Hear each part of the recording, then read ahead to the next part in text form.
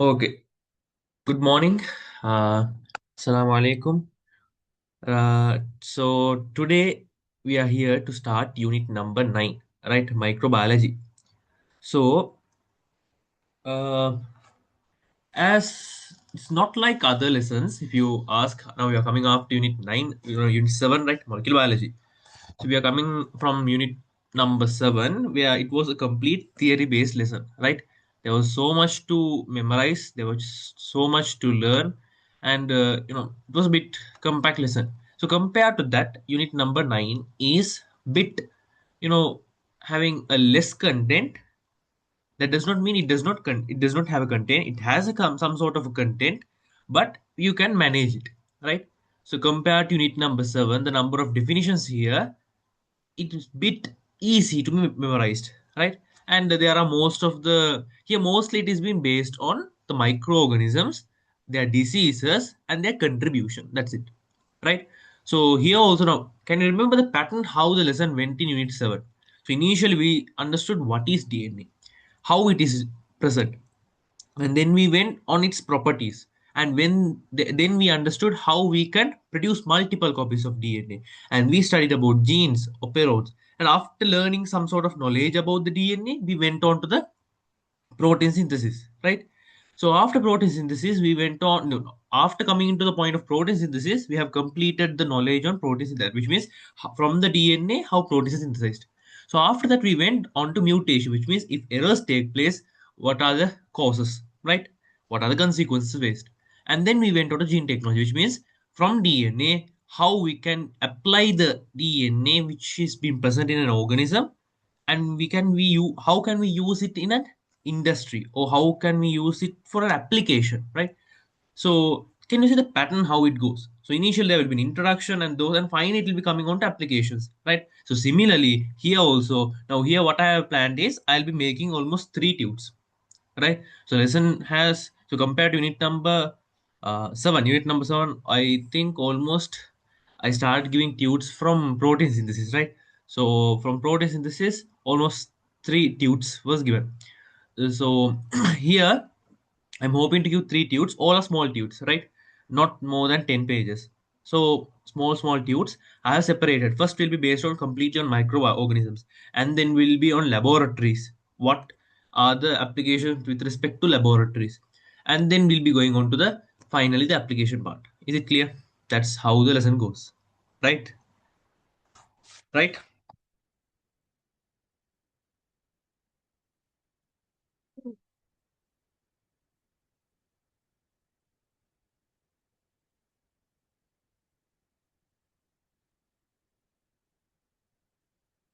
Okay. Now, as usual, now even unit number 7, I started with an how the lesson contributes in your final paper, right? So here also let's start like that, right? Microbiology, right? Now here it is similar to unit number 7. Here also every year, if you consider with respect to MCQs, maximum 3, right? They have even asked one MCQ minimum. So it ranges from 1 to 3 MCQs. It can't go above 3, right? Mostly it is asked from 1 to 3 MCQs in your paper, which means solid 3 marks in your final paper, right? Now you come to structured essay. In structured essay, this is the section where the unit number 9 plays a huge role, right? Now, compared to unit number 7, listen carefully. Compared to unit number 7, in structure, microbiology has some sort of weight, which means they give a extra priority for microbiology. Can you understand what I'm trying to convey? I said that unit number 7 is an important lesson. Almost it covers 8 to 10 marks in your final paper.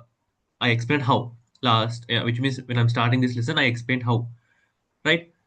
But this lesson, microbiology, it also has some sort of weightage, but I'm saying in structured essay compared to unit number 7, unit number 9, which is microbiology, has an extra priority. So you should pay a bit more focus to microbiology with respect to structured essays, right? When you're going, coming across structured essay questions in your past papers, you'll get familiar that microbiology has an extra priority. So structured, if you consider structured essay, normally, you know that each structured essay, there are A part, B part, C part, right? So normally this can be asked from A or B part, right? So complete structured essay, I have said to you how the marks goes on. Complete structured essay, they'll be allocating 100 marks, which means 40 marks. Actually, it'll be 40 marks. They'll be multiplying it into 2.5. So it'll be getting 100 marks. So 100 marks, what they'll do is they'll be dividing it by 20. So if you see directly structured essay, one structured essay will be carrying how many marks? 5 marks. So in this 5 marks, microbiology can carry maximum, right? I'm saying the word maximum. Maximum it can carry 2.5 marks. Is it clear? Minimum it can go up to 1.5 to 2.5, right? Is that clear?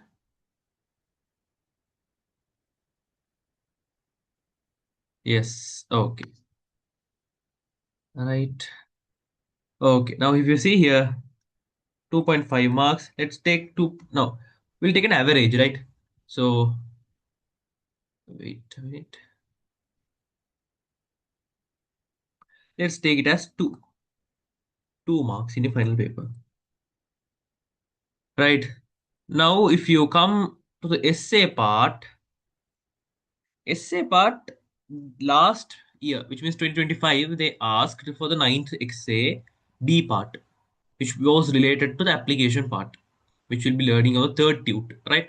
So this here, what they'll do is they won't be asking a complete essay. They won't be asking a complete essay. Instead, they'll be asking a half an essay. So complete essay, how many marks? 150. So half an essay means 750 marks, which means 75 marks, right? So 75 marks means now we know that we'll be dividing it by 20. So 3.75 marks, right? Okay. So let's add it. Total, it will be almost carrying how many marks? 8.75 marks. Now, don't forget that we have obtained an average value. This can vary, right? So, approximately it carries 8 to 9 marks in your final paper, right? Now already I have taught you the unit 7 and completed it, so you have a solid how many marks? 8 to 9, 8 to 10 marks in your hands, which is molecular biology.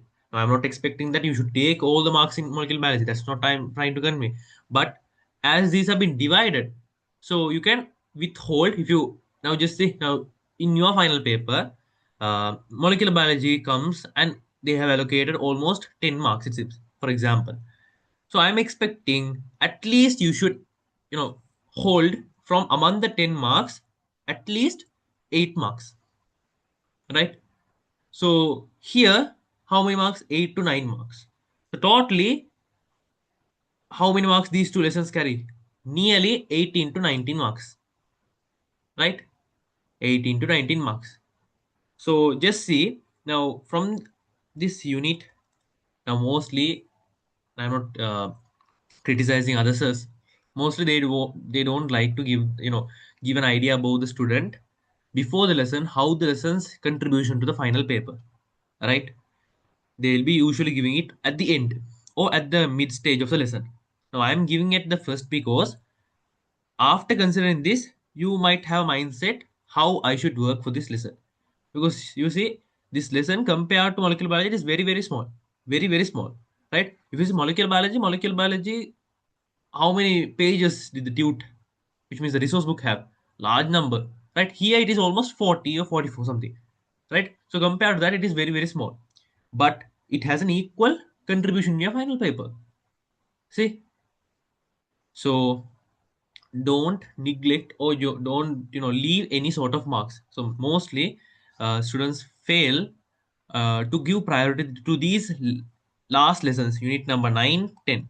Right? See, here almost 8 to 9 marks in vain, right? That 8 to 9 marks decides whether a B student goes for an A or a B student goes for an C,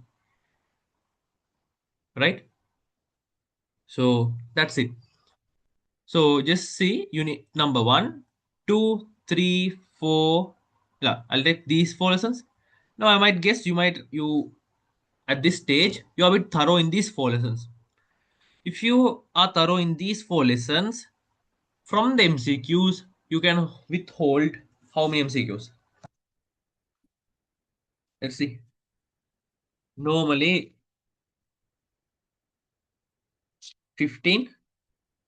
Yeah, 15, 16. Mix maximum 16 MCQs. Let's say 16 MCQs. Right?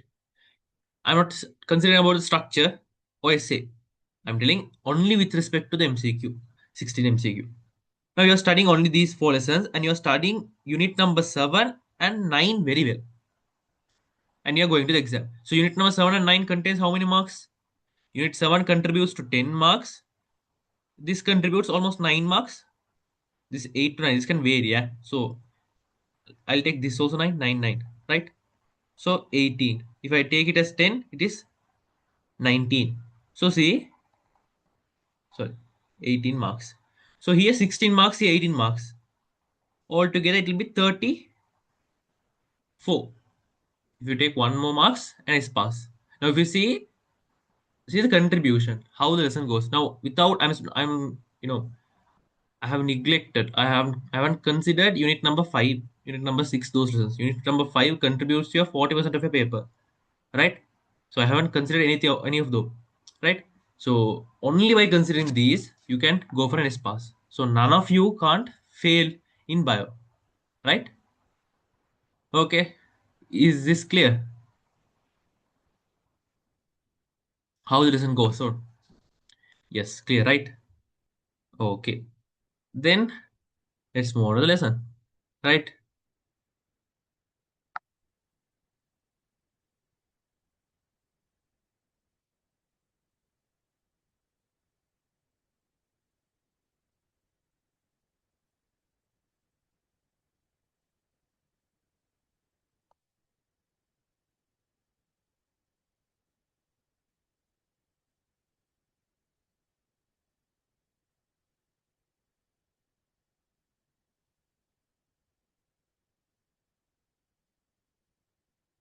Right, microbiology. Nature of microorganisms. Microbiology is defined as the study of organisms that are too small to be clearly visible to the naked eye or unaided eye when existing individually. This is a definition. I hope you are collecting. You might have collected and finished, right? Unit 7. Have you collected the definitions from Unit 7?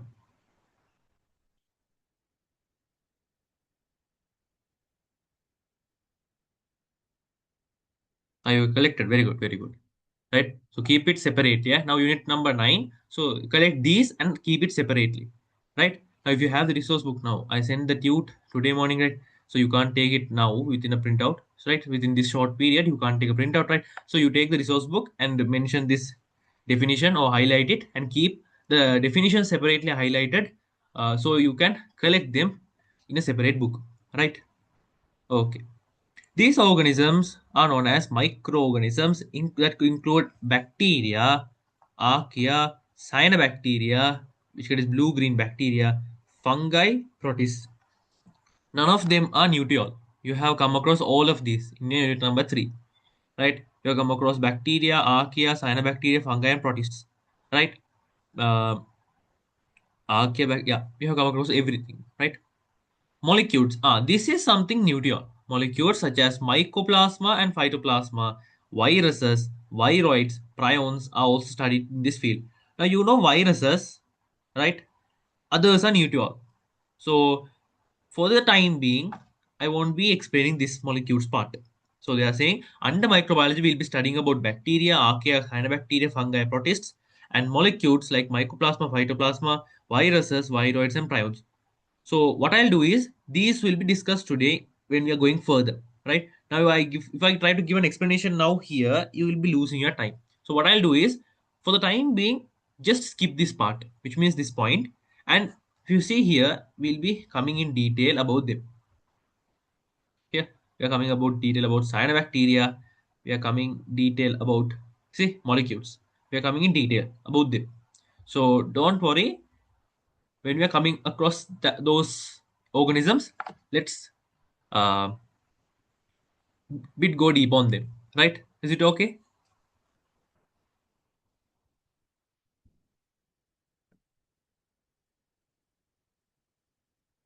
Okay, right? Right. Microscopic nature of microorganisms. Generally, microorganisms are smaller than zero point 0.1 millimeter and require a microscope for observation. Right?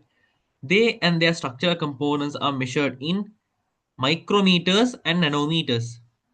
Right? So you might have knowledge of those units and dimension from your physics, right? So how nanometer, what is the value of nanometer, micrometer, those stuff, right? So they have said microorganisms are smaller than zero point 0.1 millimeter and they are normally measured. Their structures are measured in micrometers and nanometers. As they are measured in micrometers and nanometers, what is the instrument that we should use to observe them? What is the instrument?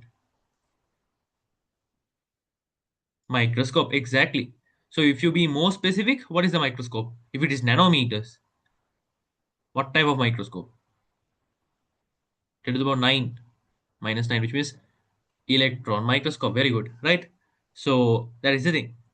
So these two are easy, right? These two, nature of the microorganisms and microscopic nature. So we are coming to the ubiquitous nature, right? So ubiquitous nature means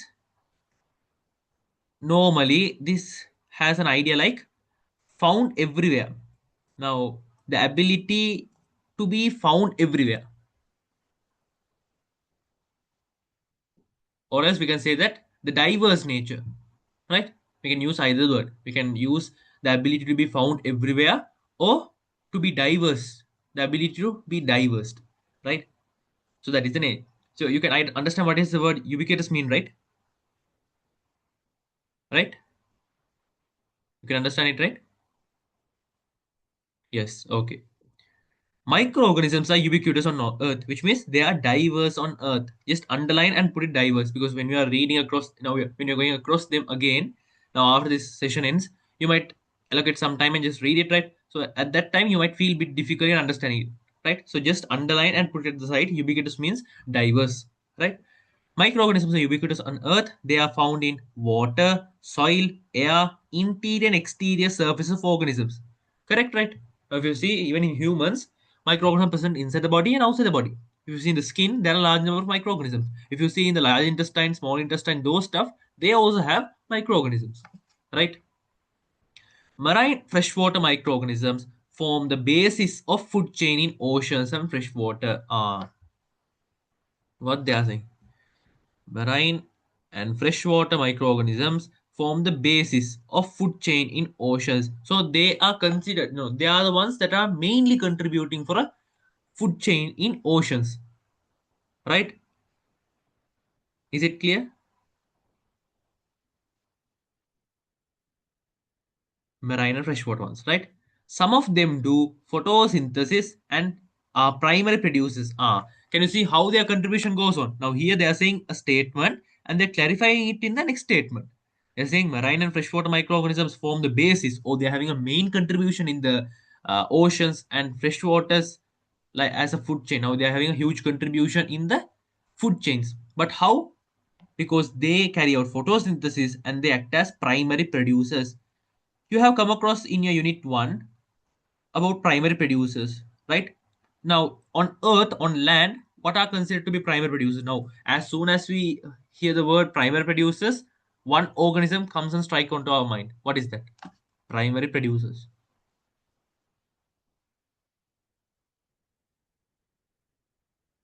Plants. Very good, very good, right? Now you can see some improvement, right? After learning 7 to 8 9 lessons, uh, you can recall some information, right? That's with the practice. Can you see? Right? Very good. Okay. Now, if you see, some they do photosynthesis and are primary producers. As they contribute, as they perform photosynthesis, they acting as primary producers, which means they are acting as a source of food. Right? Okay. Soil microorganisms helps recycling the chemical elements between soil, water, air, and living organisms. Soil microorganisms. Now you haven't learned about soil microorganisms yet, so here we'll be understanding about them, right? Yes.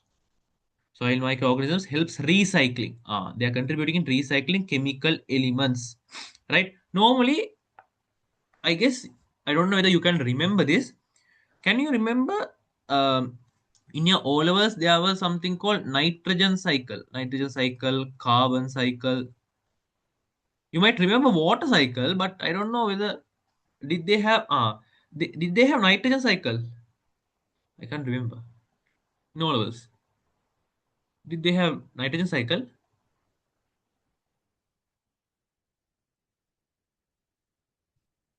They had water cycle or something, but I don't know nitrogen cycle. Yeah, nitrogen cycle and carbon cycle. I have come across them. So you can, yeah, it has been almost 2 to 3 years, right? Can't remember them. So ah, we don't know about them. So if you have that idea, okay. Now if you see, this is the thing. Now normally, can you remember carnivorous plants in your unit number 4? Carnivorous plants. Yes. So carnivorous plants means those plants normally survive in an environment where their soil lacks what element? Their soil lacks one element specifically. Minerals, yeah, exactly. But okay, you have come a bit closer. I want a specific element.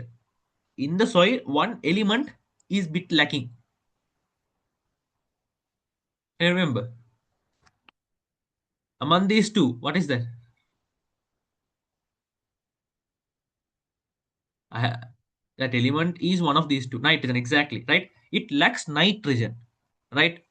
So as it lacks nitrogen, what happens is the plant needs nitrogen.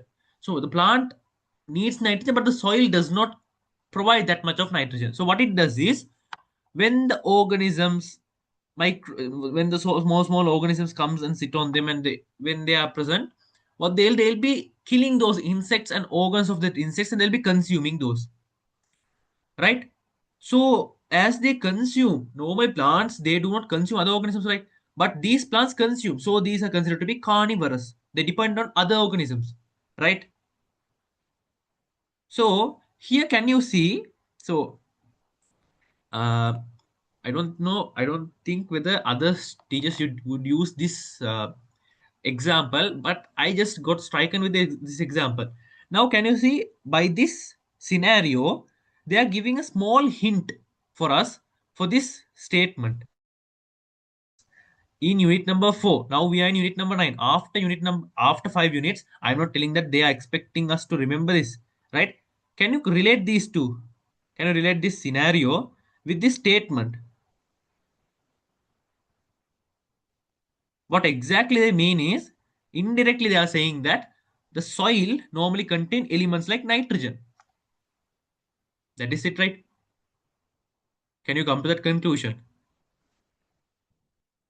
Yes or no? Yes, right? They are saying that soil contains nitrogen. Now this is the thing. These carnivorous plants are present in specific soils or environment that lacks nitrogen. But other plants normally have in the environment. Now these are carnivorous, right? What about non-carnivorous? Non-carnivorous have sufficient amount of nitrogen in their soil. Am I right? Yes. Now if you see, this is a non-carnivorous. Now just think here 70% of the soil is nitrogen. For example, I'm not specifically saying or actually saying it. I'm just for example 70%. Here lacks nitrogen means it will be around 20 or 15%. That's it. I'm not saying they don't have. right? They are lacking, right? That is the thing, bit lesser. So they are indirectly saying that the soil contains minerals like nitrogen elements. They have elements. They have a chart, right? They give in your unit number 4 for each element their contribution: carbon, hydrogen, nitrogen, right? Sulfur, molybdenum, boron. Can you remember? Ah, yes. So those they are saying that in the soil there are elements, right? So soil contains elements, but these elements, just think now, if the soil contains elements, here there are large number of plants. Just think, when those elements are being consumed by the plant, the concentration of elements here will decrease, right? So if it decreases with time, the amount of elements decreases, so the concentration in the soil of elements is lowered. So after this plant dies and when another plant grows, that plant won't have sufficient amount of element. Do you agree with that?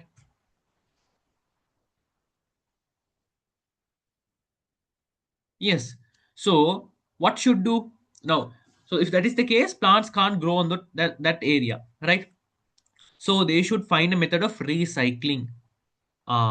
Which means now they should use the nitrogen, at the same time they should produce a nitrogen as well.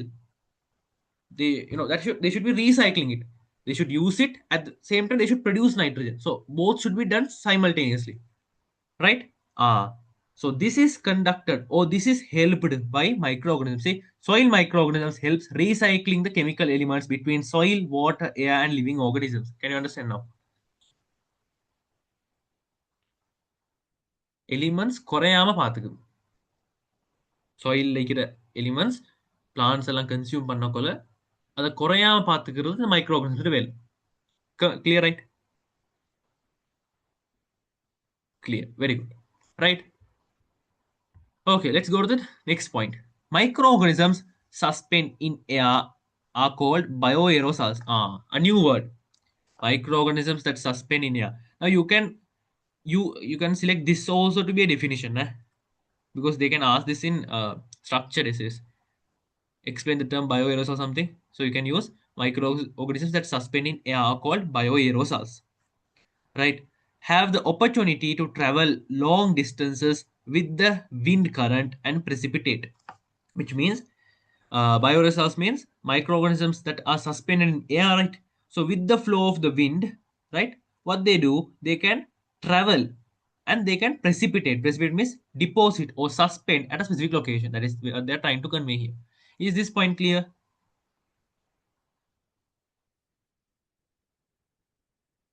Is it clear? Clear.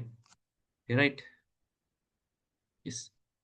Pathogenic bioaerosols cause opportunities for disease spreading. Now bioaerosols are not beneficial. So bioaerosols, there are pathogenic bioaerosols too. So pathogenic bioaerosols, what they do, you can understand it, right? Now normally wind is there. With wind, these aerosols are traveling. So if these microorganisms carries a disease causing agent and they travel with wind, this is called as a pathogenic one, right? Pathogenic ones are viruses are causing has opportunities for disease spreading. Can you remember this has an exact example for COVID-19? This is what happened in COVID-19, right? They said that wear masks. Why? Why they said to wear masks?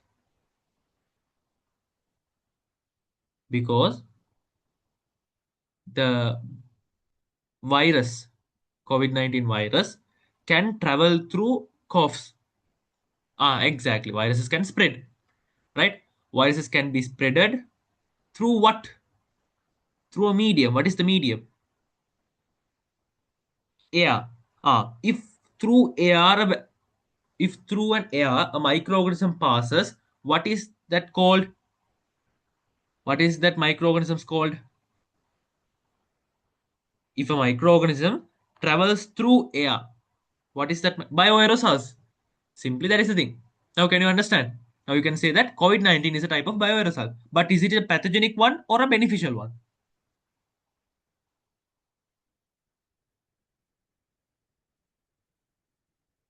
Pathogenic one.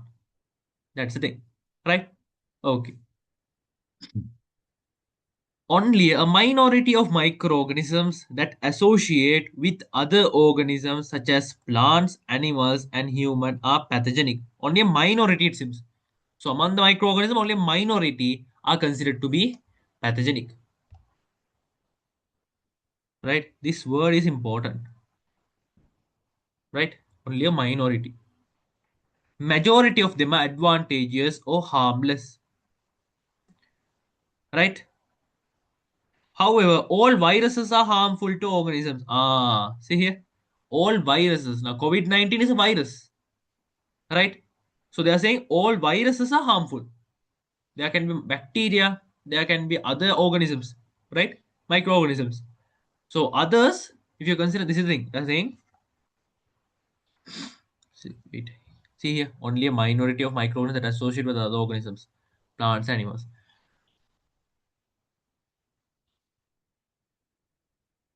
Microorganisms except for virus. Majority beneficial or pathogenic. Majority of them.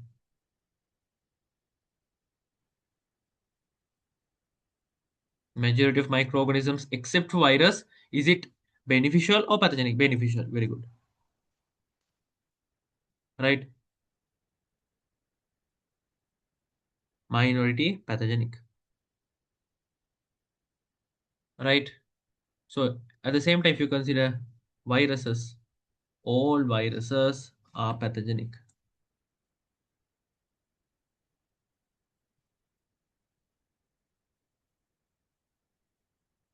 Right? If you see these small statements, when they are preparing pilot papers, provincial papers, those guys they prefer or they point these MCQ points, right? So normally A-level format papers they will be paying more priority to other parts, which means bacteria, cyanobacteria, those MCQs they can ask. But when they are preparing MCQs with provincial basis, FWC is very low, but provincial papers and pilot papers they give priority to these statements, right? This minority, majority, all, only, major, those words are given priority. So make sure to underline those, right? So I'm not expecting to memorize it. Just when you're going now, this is the first time you're coming across this system, right? So when you're coming across, just put an underline it or highlight it, right? So you might feel that this word should be given more priority. So when you're reading it, just give a more priority, right? That's it. So is this page clear to you? The complete page. Just go through and let me know. Clear. Right. Then let's move on. Now you are coming across microorganisms. Extremophiles. Microorganisms capable of living in extreme condition. Extreme condition. You have come across this word extreme condition before. Where? Let's see, can you recall it? You have come across this word extreme condition. Very good. Archaebacteria, unit number 3. Can you see? You can, recall those, right? So they use the word extreme conditions for archaebacteria, domain archaebacteria, there, which means uh, in unit number 3, right? Yeah, unit number 3.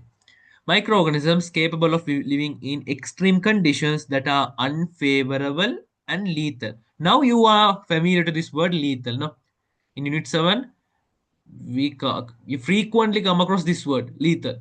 Yes. So lethal means we can say harmful, non-beneficial, anything, right? To most other life are called extremophiles, right? So this is a definition. Make sure you highlight it in your resource book or something. So today, after the class, you can take a printout, right? So this is a definition. So is the definition confusing something? No, right? Simple. Microorganisms that can survive in extreme conditions that are not tolerated by others are called extremophiles. Simply that is the idea, right? Clear?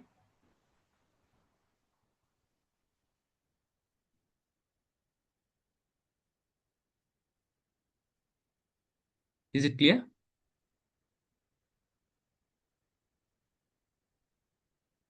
Clear, right? Right. Now, can you remember in your unit number one, they separated something like this. Biology means bios plus logos. Can you remember this? Yes. So here also this word can be broken down into two. Just think, rather than just going on reading the text, make it interesting. We can separate this word also into two. How? If you separate, I want the meaning also for both the words. How can you separate it? The word extremophiles.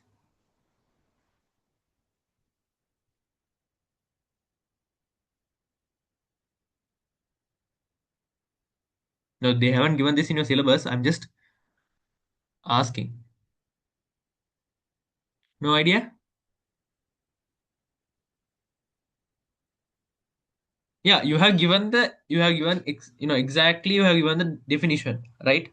What the or the definition, the idea, right? I want how the word can be splitted into two. Now, like biology means bios plus logos, right?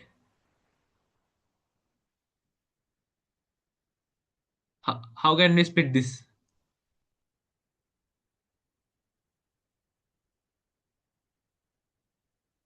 Something like this.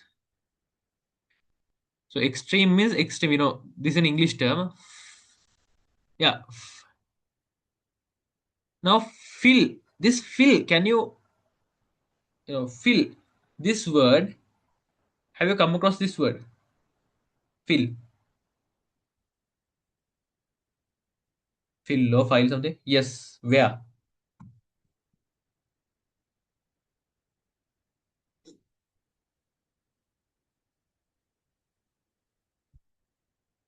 Where? Which unit? Can you remember unit number two? Yeah. Neutrophilic. Ah, you went to the chemistry part. Electrophilic. Neutrophilic. Ah. So I am asking with this. Yeah, that is also correct. So neutrophilic means positive charge. Loving positive charge. Right? Electrophilic means loving negative charge. Right in your chemistry. That is the idea, right? Right? Am I right? Yes. Right? So neutrophilic means new means nucleus. Philic means loving the nucleus. Nucleus, what is the charge? Positive charge. Right? So that is the idea. So I am saying here, can you remember hydrophilic something? Ah, hydrophilic. What are the examples they gave? Hydrophilic phosphate group.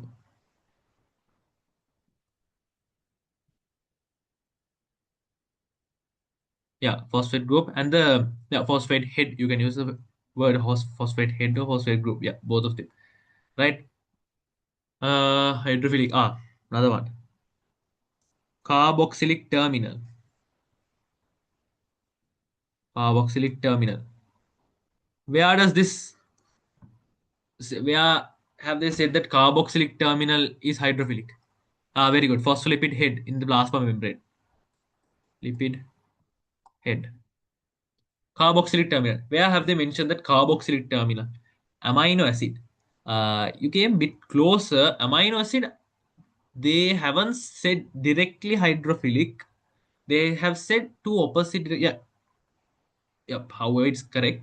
But exactly, they have mentioned that carboxylic terminal is hydrophilic in something called fatty acid. Can you remember? In fatty acid, this is the thing. There's a carboxylic terminal at one end, and there is a long chain. Can you remember? There's a long fatty acid chain, right? So instead of those long chain, 16 to 18 carbon count chain is present. So instead of those long carbon chain, we can write it as R, right? Just simply. Now you can we can write those completely right. Now here hydrophilic means hydro means water. Philic means loving, right? Similarly here, phil means loving extreme condition. So However, you are coming. The final answer is what you mentioned as. Now, initially you mentioned that things who love to live in extreme conditions, right? So, however, that is the idea, right? Right. Okay. Is it clear? Okay. Yes. Then let's move on.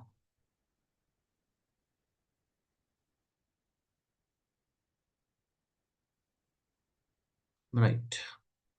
Extremophiles have been found inside the Earth's crust, deep sea at high pressure, extreme acidic, extreme basic condition, hydrothermal vents, frozen sea water, anaerobic condition. Now, hydrothermal vents, is it nutriol? No, you have come across in unit number 3, right? So all of these, just you can simply understand. None of them are new to all. Extreme acidic basing condition also we can simply understand it. Extremophiles are classified according to the condition. So extremophiles means extreme condition living organisms, right? Right. They are classified into a chart with respect to the condition they live in, right? Okay. Thermophiles. Thermophiles means they love high temperature, which means high temperature the condition. Psychrophiles, low temperature. Acidophils, high acidic pH, right? Alkaliphiles, basic pH. Halophils, high sodium chloride content, high saltiness. Barophils means high pressure. Now, I want I'm asking you just a question from you. This is not related to unit number 9, right? Name me a thermophilic bacteria that you know.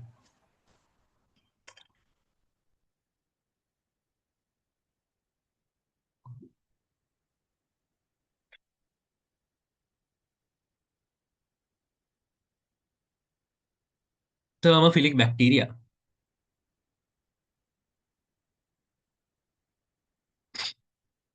And I'll give a clue. You have come across this in unit number 7, which we recently completed.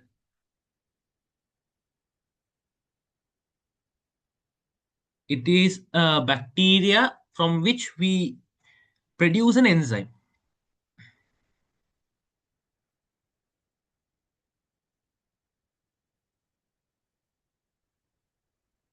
Can you remember the word? Can I remember this?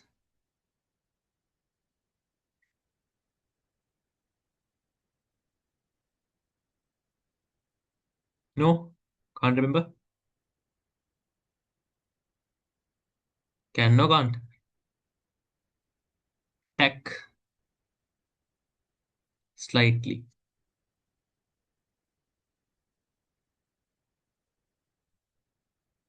Now,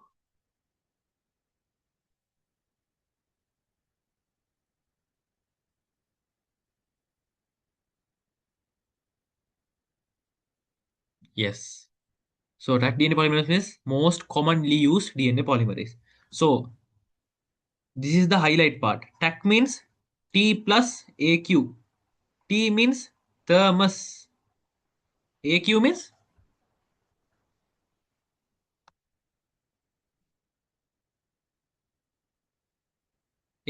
AQ means thermos.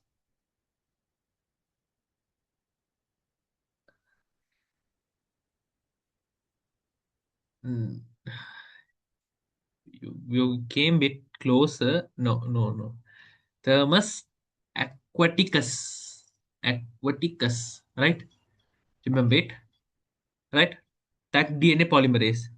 Because from this bacteria only they're taking the gene, right? From that only they are taking and they are producing the DNA polymerase, right? This is the source, Thermus aquaticus, right? Now this is you haven't come across this only in once. You came across this in enzyme lesson. They said the three enzymes: restriction endonuclease, a DNA polymerase, DNA ligase. And again, you come across this where PCR. Can you remember?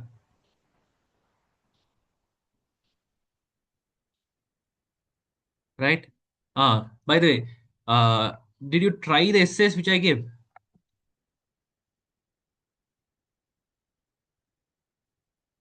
Did you try the essays? Not yet.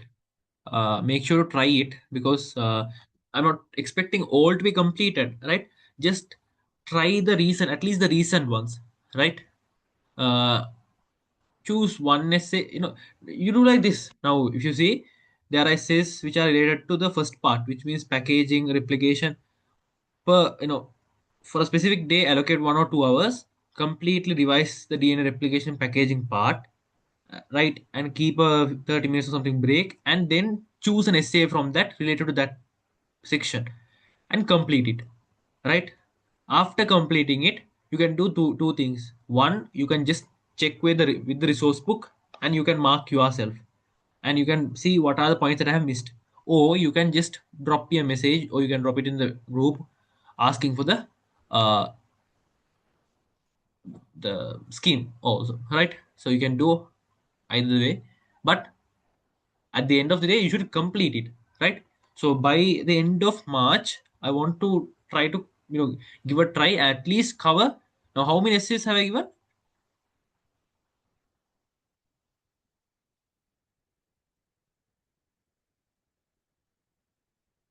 I don't have the PDF now. Do you have the copy of it?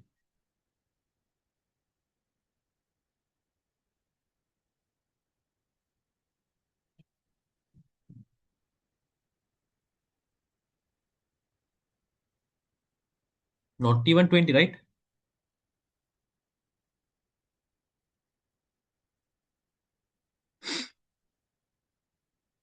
Yeah, how many essays?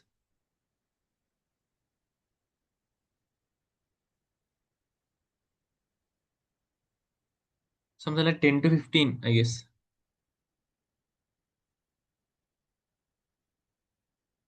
Wait, I'll see.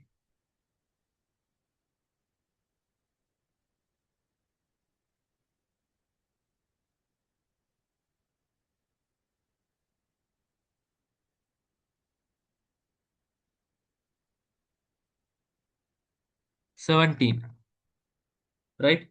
17. So at least try to complete half of that, 8 to 9 essays, right? So because why I'm saying this is, now today at the end of this I can give 2 to 3 essays from my microbiology. So you should hold those, you complete parallelly those, right? To keep in touch, right? So that's the thing, right? Okay. Is this table clear?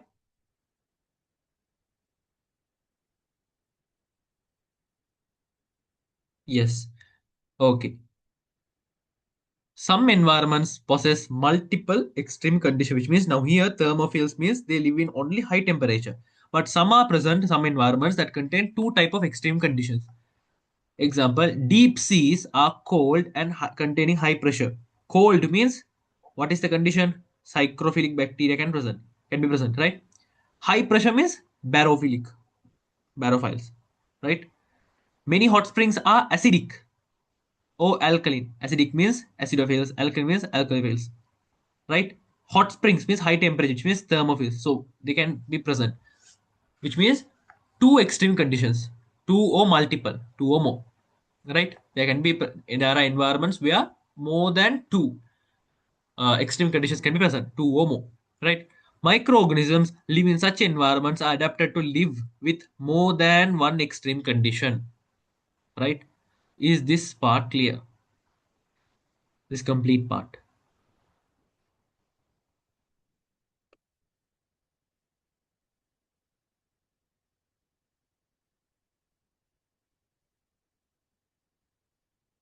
clear, right? High growth rate of microorganisms. Now we know, no, we know that unlike humans, microorganisms are having a high growth rate. They can easily reproduce. Ah, now can you remember this feature? Microorganisms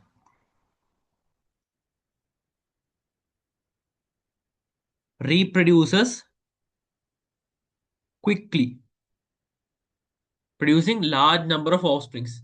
Do you agree with this statement? Microorganisms have a high growth rate, which means they can easily reproduce and produce large number of offsprings. Yes. I used this exact statement in unit number 7 to explain you one scenario.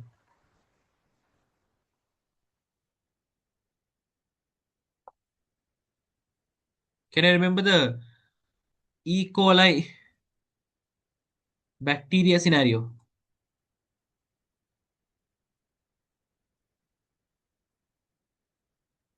I hope it's partially remembered. You remember fully? What is the country? Partially. Yes. So E. coli bacteria, can I remember insulin? So what they do? Insulins are normally produced where it is produced in our pancreas, right? It is produced in our pancreas.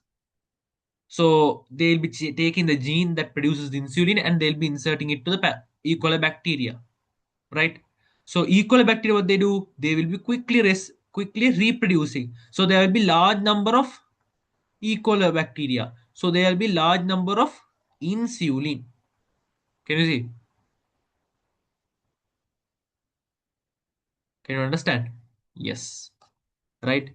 So maximum what I'll do is I'll just try to revise your unit number 7 knowledge also here, because uh, both are somewhat related, right? Rates of growth and reproduction of microorganisms are high. Microorganisms possess large surface area to volume ratio due to their smaller size.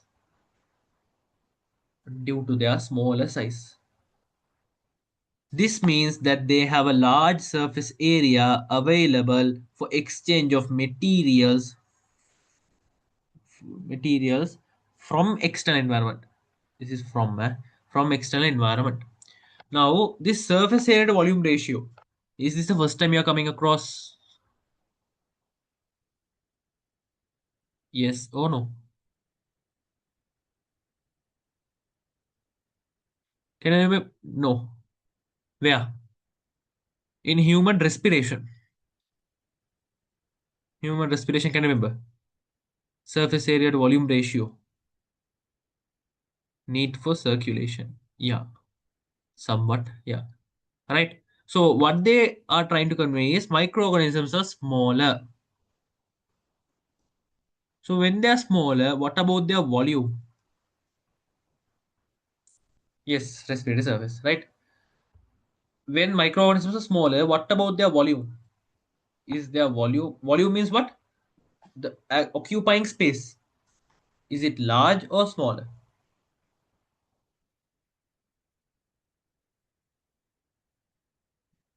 Is it large or small?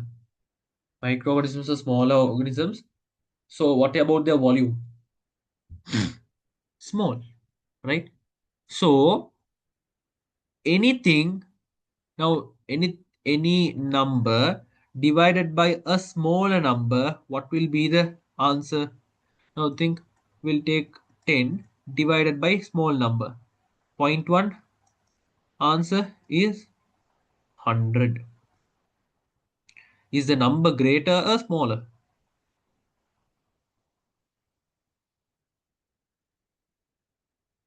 Greater. So see here, surface area to volume ratio means surface area divided by volume, right? This is the ratio. Now as the volume is smaller, even if surface area is smaller, compared to surface area, volume is very small. So a considerable amount of number divided by very small number results in a large result. So that is what they are trying to convey here.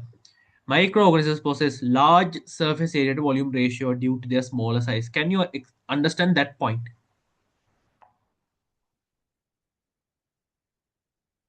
Yes. This means that they have a large surface area for exchange. Correct, right? So compared to their volume, they have a large surface area because they have a large surface area to volume ratio, which means they have a large surface area for the exchange of materials. Normally, surface area, if the increase in surface area, if an organism has a high surface area, it can be used for exchange of materials like the gases, nutrition, right? As a result, flowing rate of materials in and outside the cells and exit of waste materials to outside of cells increase results in high metabolic rate. So when the surface area is larger, the amounts that are intaken increases. Now simply think about an auditorium hall. So larger the auditorium hall, larger the spectators who can sit. Smaller the smaller number. So similarly here, larger the surface area of the organism, larger the material intake and the material exit. Can you understand? So this is nutritions which are taken. What are exited? Nutritions will be intaken, and what are exited?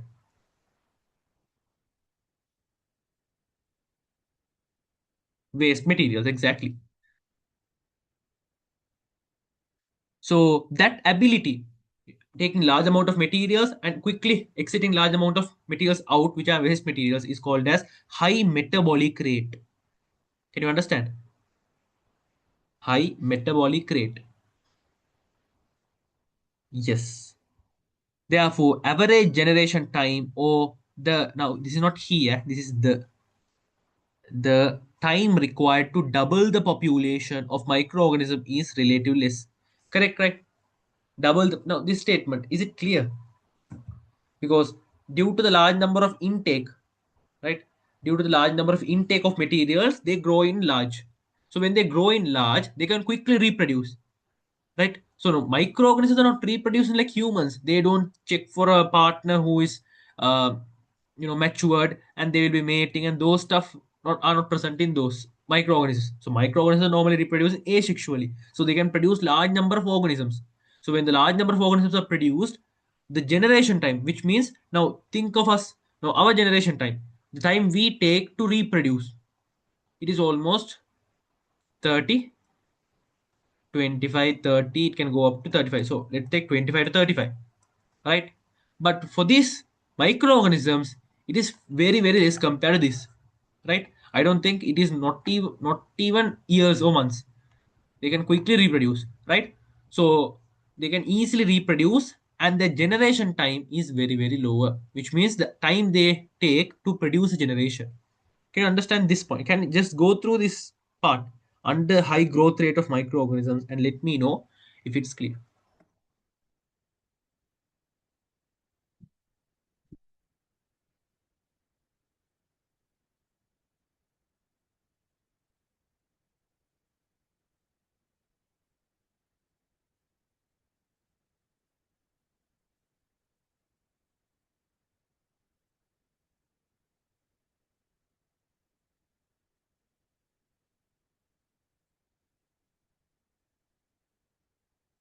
Clear. No doubts, right? Right. Now, this section can be asked for a short question, right? Sometimes, because information is also a smaller number of information, so not much information to be remembered. Also, students find it easy to remember this section, so they can ask this, right? Even if they don't ask this for a annual paper, even for a provincial paper or term paper, they can ask, right? So now, what shall I do? The microbiology essay set. I won't, I won't be giving it completely. No, I'll do like this. Now, the unit number 7 I have given to you all. Now, it's your duty to do it regularly. No, I'm not saying do it every day, right? So what I'll do is microbiology I'll take with my responsibility. I'll take it my responsibility, and I'll do like this. So every week, 7 days, right? Per week, how many essays can you manage per week? I'm saying about unit number 9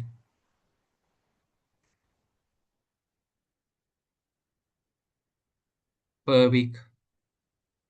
Two,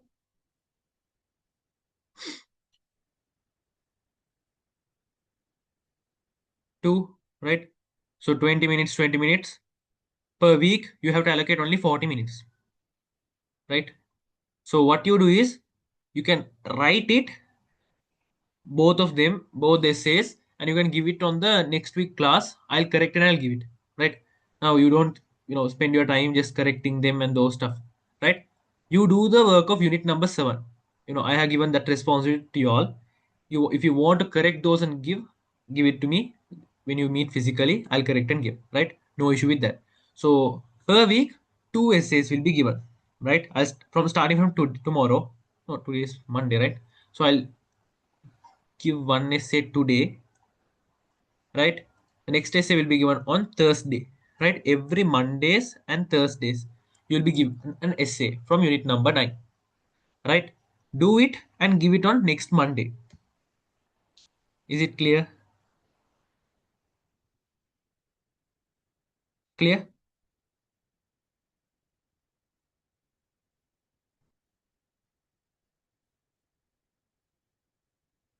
Yes. Okay, right?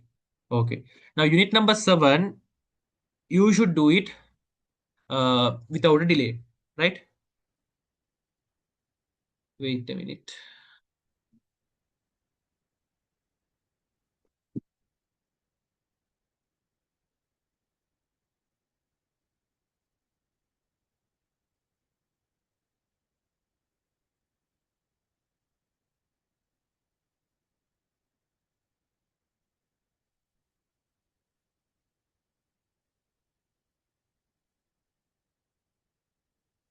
Right. So, unit number 7, by the way, every week you should give an update for me, right? I completed at least two essays or one essays. Unit number 7, at least one essay per week, right? I have completed, I have done. You just give a, feedback, right? That's it. Okay. Right. So this part is clear, right? So now we are coming on to the bacteria and microorganism part, right? Now here normally microorganisms we know the word diversity. Here see diverse. So instead of diverse, they used another word. Can you remember what was the word they used initially? They used a new word to explain the word diverse. What was the word?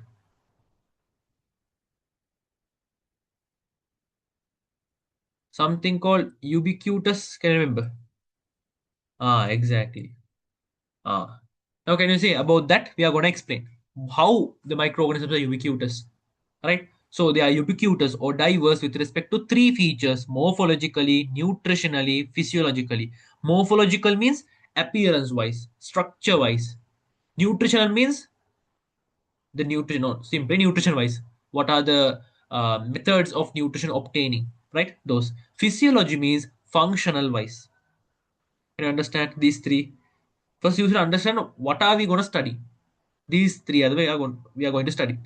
We are going to study how bacteria are diverse with respect to their structure, which is morphologically, with respect to their nutrition, which is nutritionally, with respect to their function and other methods, which is physiologically. These three. Can you understand that? Is it clear? Yes. Okay. First, morphological diversity. First organism we are coming across is bacteria.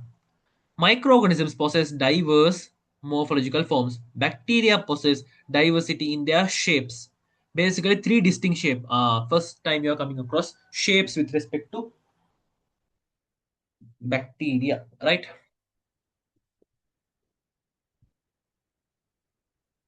Wait a minute.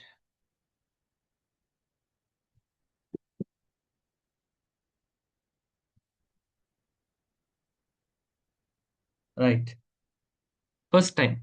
So they're saying there are three shapes. What are they? Rod shape, spherical shape, spiral shape. So from the three shapes, word itself you can understand. Rod means something like a rod shape. Spherical means like a bowl, something. Spiral means something like the uh, what is that? Slingy, something like this, something like this shape, right? So, but each of this shape, these are English terms, right? These three English terms. For those three English terms, there are scientific terms. First one is for the rod shape, they are saying bacillus, spherical, coccus, spiral, spirillum. Can you understand?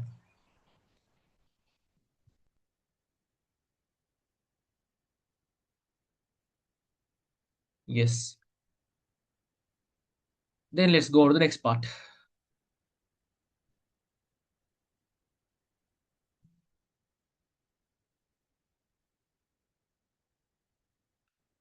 Hmm. Right. They're taking the coccus bacteria. Coccus bacteria means what is the shape? Spherical. Right? Let's see. Yeah. Here, see spherical. Right? Coccus means spherical. Spherical shaped bacteria may be arranged. See, they can be arranged in different forms. They can be arranged in different forms. Now, spherical, but they can be arranged. Now you might feel, so how do you mean the orientation? Let's see. They can be arranged in six methods. First one, monococcus, diplococcus, strepto. This is R, STR, streptococcus. Four, staphylococcus. Five, tetrads. Six, sarcinae. Right? These are the methods. Now, but ask, so what is this? Now, simply this is the idea. Now, we'll be explaining this further. Right? This is an introduction about bacteria. Now, if you see, now this is bacteria, right? Now, see here. Uh, See here. We are again coming across bacteria. Here, we'll be studying in detail. See here. Now, for the time being, they are giving, but we can't neglect it, right? Now, I just give an example. Mono. Mono means what is meant by mono?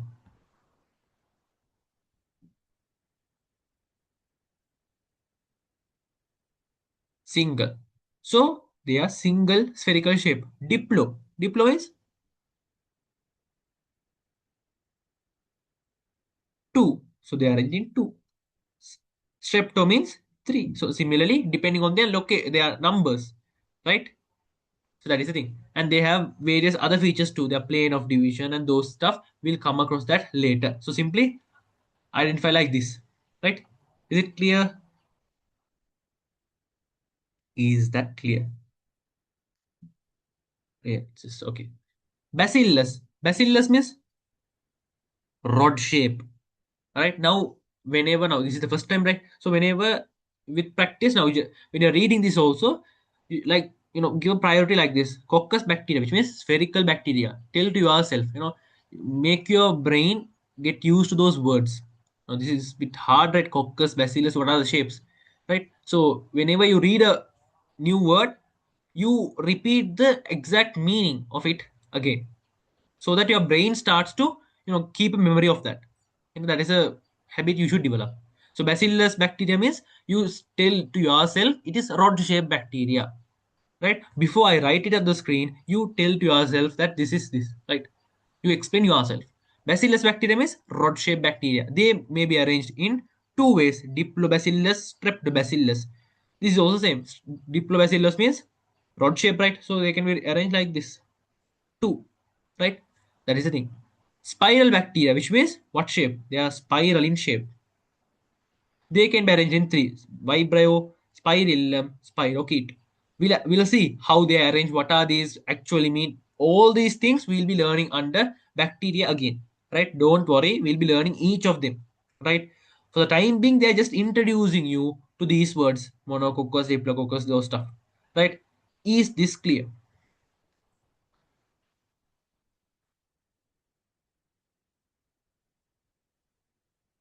Yes. Okay. Now coming to cyanobacteria. Cyanobacteria. First form bacteria. Can you remember? Can you remember? Photosynthetic organisms. First form photosynthetic. Yes. How many years ago? How many years ago?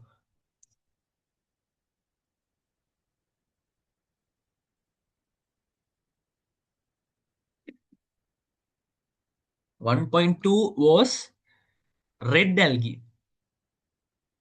Cyanobacteria was 2.7. Right? Cyanobacteria was 2.7. Right? 2.7. Not billion. 2.7. Yeah, 2.7 billion. Right? 2.7 billion. Right? Okay. Cyanobacteria exhibits a great variety of shapes arrangement. Now these all are based on what? Shape or arrangement?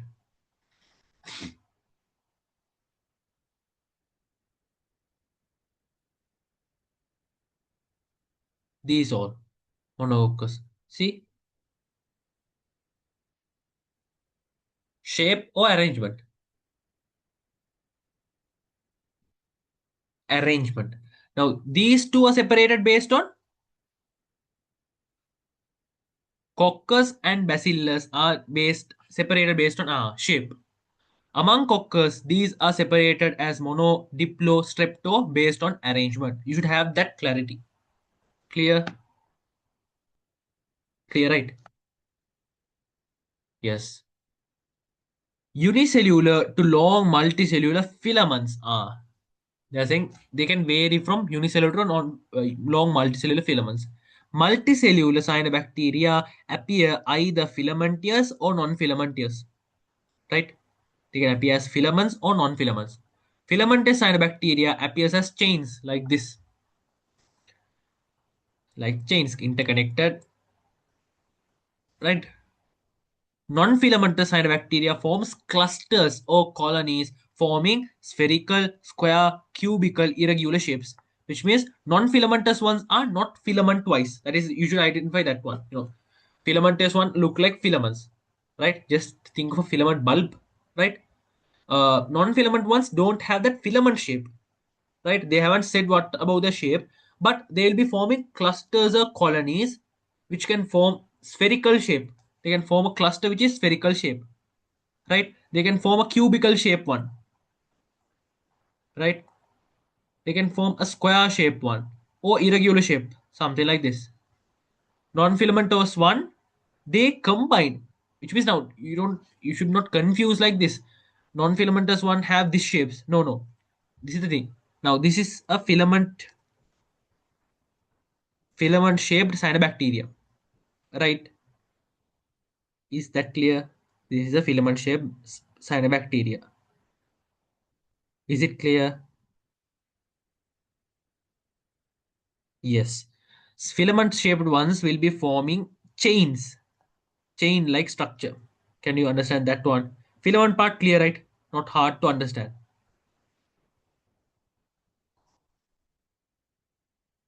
Is that so? Yes. So what happens here is this is the thing.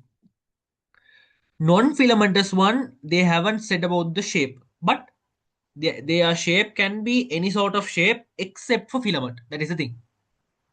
Filament ones are filamental shape. Non-filamental ones can be in any shape except for filamental shape. Can you agree with that?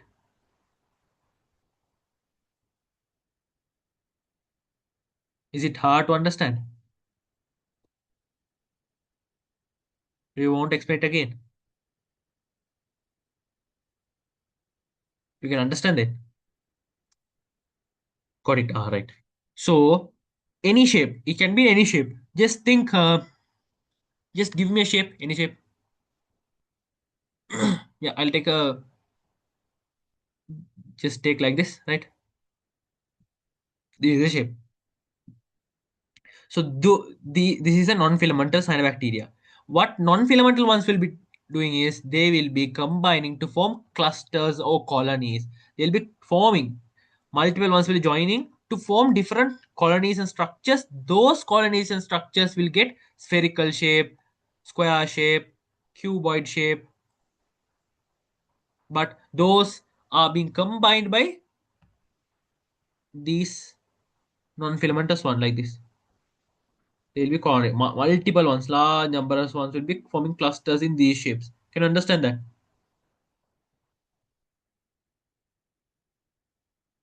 That is the thing. Now, just read that and can you get this point? See, cyanobacteria exhibits a great variety of shapes and arrangement. Unicellular to long multicellular ones, filaments, yes. Multicellular cyanobacteria appears as see this. This is an important part. Only multicellular cyanobacteria appear in filament, non-filament form. Unicellular ones don't show filament forms. Can you see? This is a very, very important statement. See, multicellular ones are the ones divided into filaments, non-filaments. Unicellular ones, they haven't speak about that, which means unicellular ones don't show filament and non-filament, right? Multicellular cyanobacteria appears as filaments or non-filaments. Filamentous cyanobacteria appear as chain. Non-filamentous ones appears as clusters or colonies forming spherical, cubical, square, irregular shape. Just read this part and let me know if there are any doubts.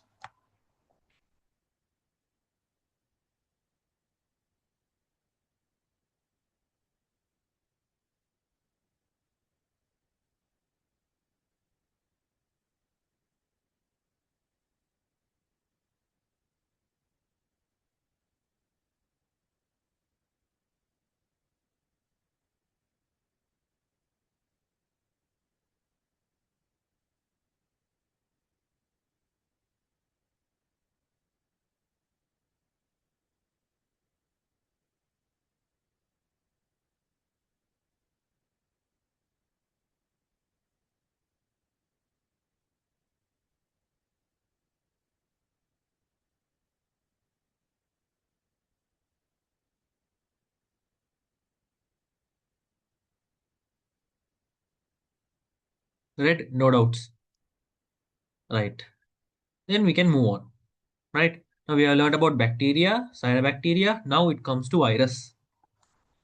Right? Viruses. Two morphological varieties are found in viruses based on their symmetricity of protein codes. Now this is the thing. Viruses, we know that viruses contain what type of genetic material? DNA or RNA? DNA or RNA?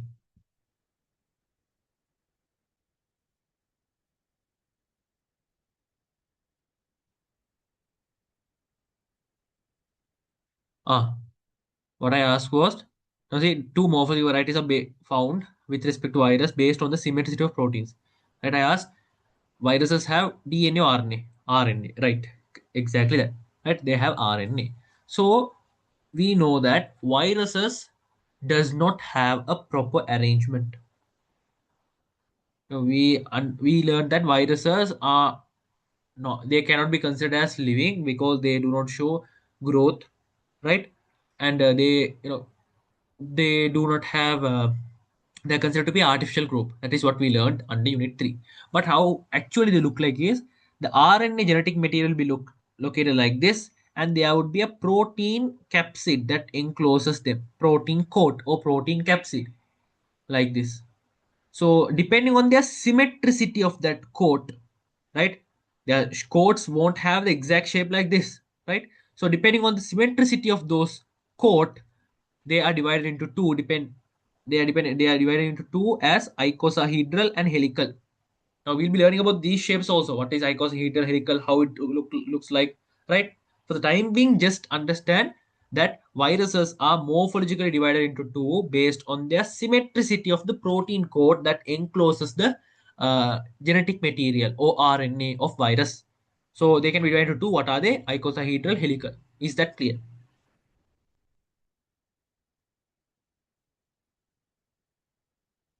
Yes. Okay. We are coming to a familiar topic, which is fungi, right? We have learned about fungi in our unit number 3, right? In fungi, some of them are unicellular and others are multicellular. That consists of a mass or tubular branching threads called hyphae collectively forming mycelia, which means hyphae means like this, right? Just think about tubes like think they are looking like tube-like structures, branching thread-like structures, right? And these will be combined for multiple. If it looks like this, combines to form a mycelia, collection of it, right? Hyphae can be septate or aseptate, depending on the process of absence of septa, right? Septa means a cross wall, something like. Can you understand that?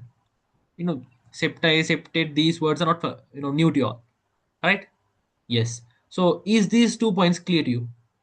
Hyphae can be septate or aseptate. They can have septa, or they can, have an absence of septa can be seen, right? Aseptate fungi also can be seen, right? Yes, clear, right? Okay. Now we are coming to new topic, which is prions, right? We'll be learning about prions in detail again, right? Now don't worry if you can't understand any of these statement or why how this happens. Don't worry, every thing of this, every bacteria, cyanobacteria, virus, we'll be studying again, right? This is just an introduction. We'll be coming in detail about them, right? Prions.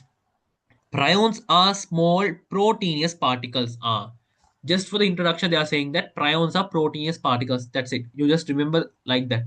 When you come across prions again, should we memorize all the arrangements and names? Uh, yeah, not memorize, but with practice, some, whole syllabus. I would say you should memorize the definitions only, right? Definitions, and in environment biology there are to memorize these. With practice you will just come across. Now if you say you asked that the same questions when you were studying unit number 7 also, but when we were doing unit number 7's MCQ session, can you remember the MCQ session? The first two MCQs or three MCQs you got wrong. To be honest, you should be saying that the first 2 to 3 MCQs you got completely wrong, right? And when we were doing it again and again, can you see you got at a stretch, you got 10 to 15, at a stretch 7 to 8 MCQs correct. Can you understand? That is what that happened during our MCQ session, right? Can you remember? No, I gave each of you an MCQ, right? Yes. You have experienced it. I'm not saying, something, an imaginary story or something, right? You have experienced that. So initially I gave some MCQs. That MCQs were wrong. You didn't give a answer. You know, Again, when you're coming across same questions were repeated at that time, recall those points and you gave me the correct answers, right? Can you see? So with practice, you without your knowledge, yeah, without you might not feel that you are getting used to those terms, right? With practice, you'll get used to those. You don't memorize these. So with time, you'll get used to those, right? So, but the definitions, you won't get used to those that easily, right? So for definitions, what you should do, you should write them and practice. These what are these informations with these will be get used with the practice. Let's do MCQs, structured essay questions, essays. You'll get used to them, right? Is it clear? But definition, you should practice. You should write and practice, right? Yes. Okay. Then let's move on. Protists. This is also a familiar topic. Unicellular protists have wide range of morphological diversity, right? Now we have learnt about euglena, paramecium, amoeba, vulva, gelidium, sargassum, diatom, right? We have learned about all of them and we know how their shape differs too, right? Can you remember euglena? Euglena, did it have a cell wall? No. It had protein bands. Can you remember? Yes. Paramecium, they had micromeganucleus. Amoeba does not have a specialized shape, right? They have what is the structure, specialized structure they have? They have pseudopodia, right? Those are diversity, morphological diversity. Ulva, if you see, their cell walls, they are made up of cellulose. Gelidium, sargassum, if you see, sargassum have bulbs-like structures that float, right? Diatoms, they have glass-like cell walls that overlap each other. So these are morphological diversity, right? Ah, pellicle, very good, very good. You can recall that, right? Yes, right. So that is the thing. Uh, Now we are coming across some molecules. Now, when this, right, for the time being, I said that just ignore this point, right, on the first page.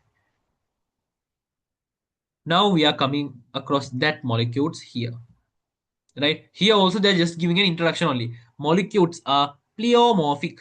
Pleomorphic means morphological diversity. Morphologically, pleo means multiple. They have multiple morphological forms, which means they have variable shapes. Simply that is the idea. Variable shapes. Can you understand? Is that clear? Yes, clear, right? Okay, then let's move to the next part. Now we are coming to what type of diversity? Nutritional diversity. So we'll be considering about the method or mode of nutrition. Microorganisms show diversity of nutrition types based on their source of carbon and energy. Based on two factors: source of carbon and energy. Right? Now you are familiar to energy, right? Source of carbon. You might ask how, sir? Now this is not the first time you're coming across the word source of carbon, right? You have come across this in photosynthesis. Can remember? Photosynthesis fulfills the carbon requirement of all organisms. That was the point. Importance of photosynthesis. Yes. So we need carbon. So simply carbon means the food we consume has this formula glucose, carbohydrate, or glucose. Can I remember? What is this? What is this? C6H12O6. Glucose, right? So this has a carbon count. This carbon should be provided. This is provided through nutrition, food, right? Yes, okay. Nutrition types of microorganisms are classified. There are four major types of nutrition methods. So in all levels, we understood we learned only two methods: autotrophs, heterotrophs. Can you remember? In O levels, only two forms, right? Here we are learning four. Autotrophs also divided into two. What are they? Chemoautotrophs, chemoheterotrophs. Photoautotrophs means, autotrophs also divided into two. What are photoautotrophs, photoheterotrophs? So chemo means chemical energy, chemical, right? Photo means light. Get used to these words, right? Is that clear? These two. Is that clear? Yes. Now here also they're just giving an introduction. We'll be again learning about this. Here, see here. We are coming again across them phototrophs here. See here. So don't worry. They haven't just given information without a plan. They have given just to introduce and then they'll be giving the information, right? So just go through this part, the nutrition diversity part, and let me know if you have any doubts.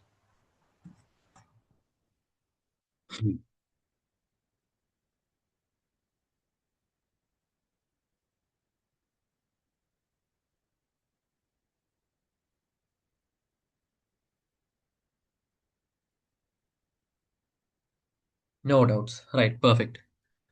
Now comes physiological diversity, which means functional or various other. There are no new except for nutritional structure wise, all other come under physiological diversity, right?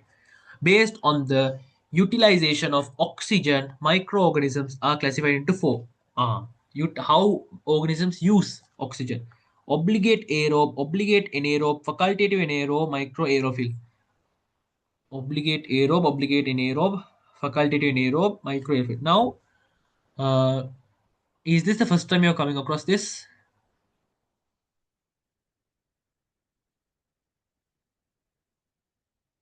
Obligate aerobe.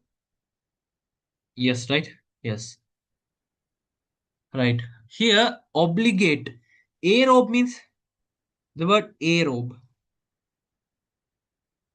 means aerobic respiration, which means oxygen presence. Oxygen respiration, yeah, oxygen presence mainly, right? Obligate means compulsory, obligation. Now, 5 prayers, daily prayers is an obligation, so it is an compulsory. So you can understand, right? These organisms should have oxygen, must have, right? Obligate anaerobe, which means these organisms cannot survive in the oxygen's presence. Facultative, optional. If they have oxygen, they will survive. If they do not have, they will won't survive. But they can prefer, right? Microaerophile, this is a new word which will be coming across, right?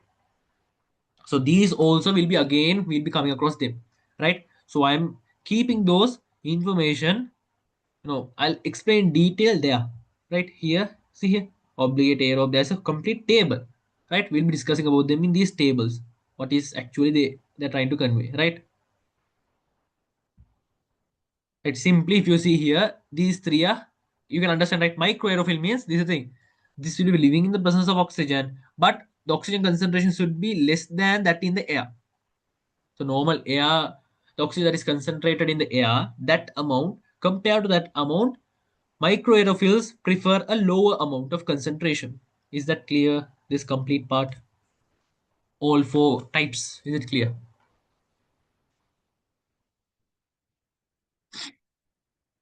Yes. Okay.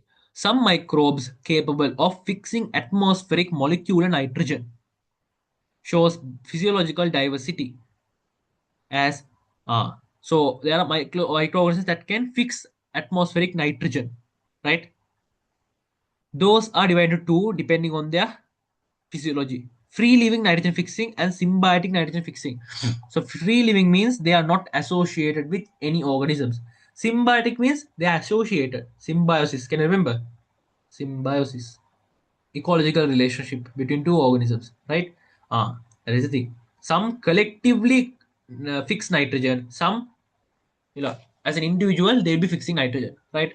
Clear, right? The complete part, physiological diversity. Clear, right? Okay.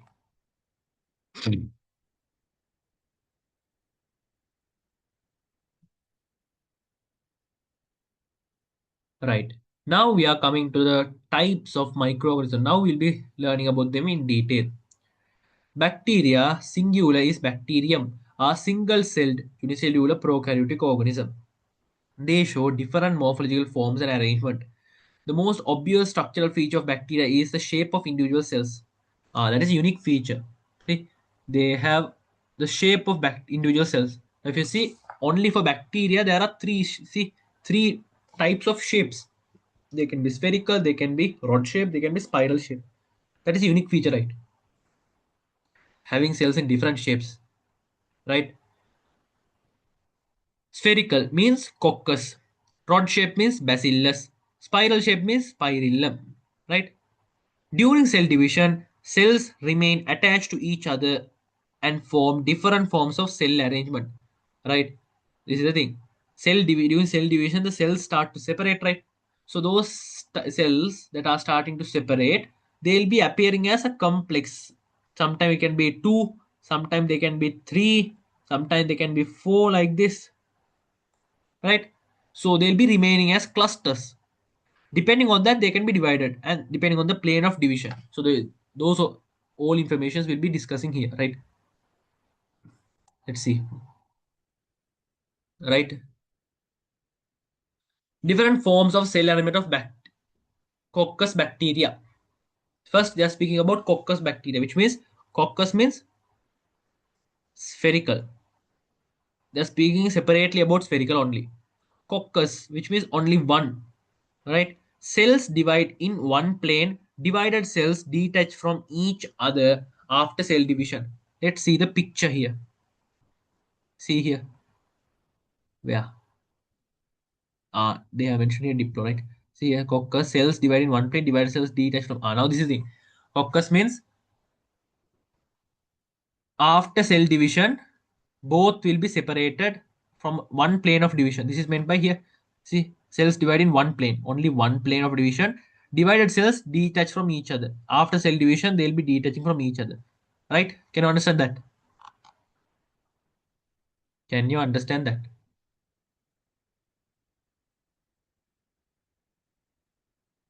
Yes. Diplococcus. Cells divide in one plane. Divided cells remain in pairs. Now let's see. See here. Same. The only difference here is one plane of division, but the separated cells won't look like this. They'll be looking like this. They'll be remaining as a pair. Can you see?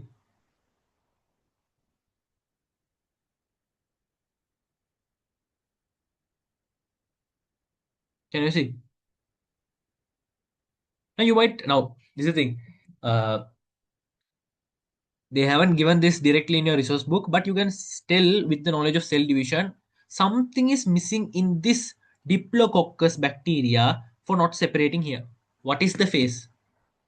One phase is missing, so it is not separating.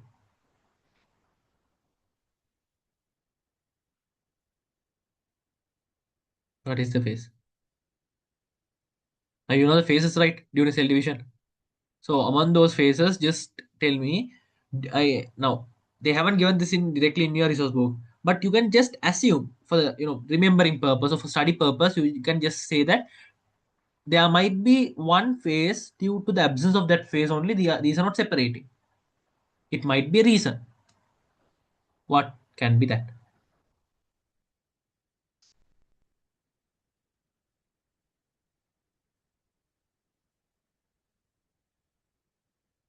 Can you remember?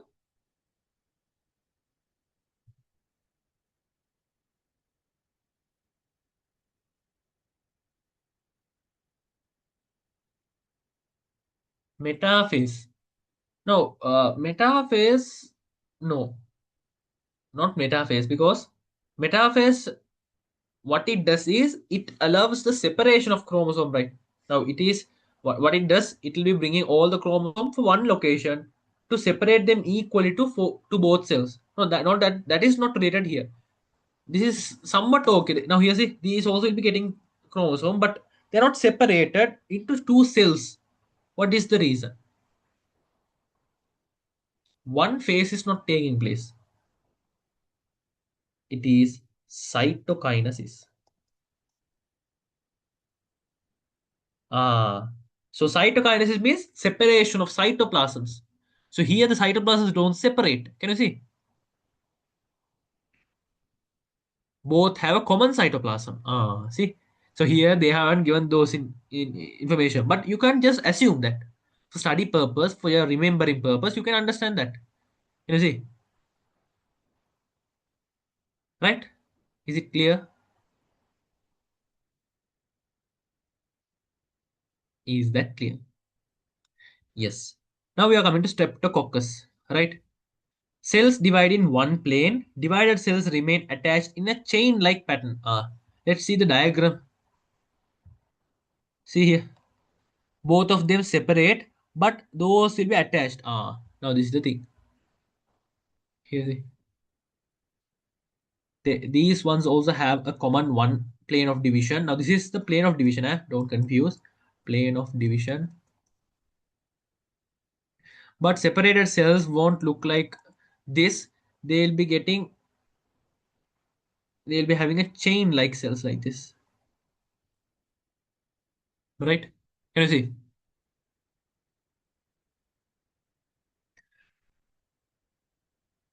Now you don't go further on this detail. You don't now. You might think, sir. Now these two difference. You can say cytokinase. But what is the difference between these two? You might feel that, right. That question. Don't go detail on that, right? They haven't given those information. They are saying these will be separate like this, right?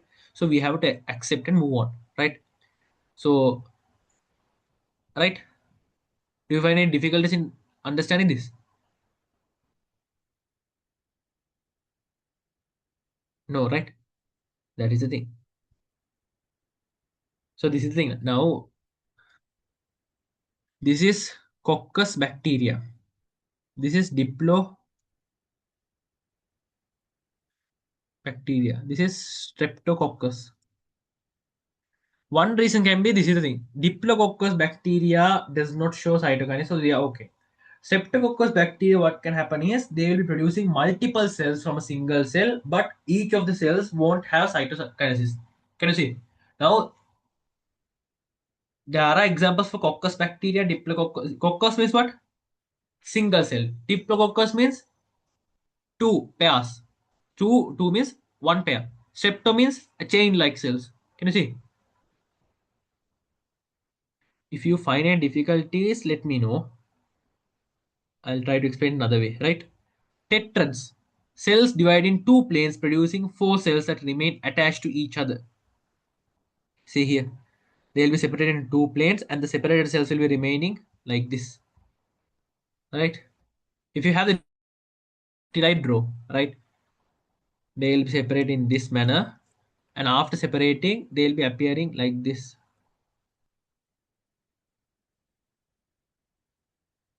Right? Tetrad. This is mainly based on what? The shape or the arrangement. The separation, everything is based on the shape or the arrangement.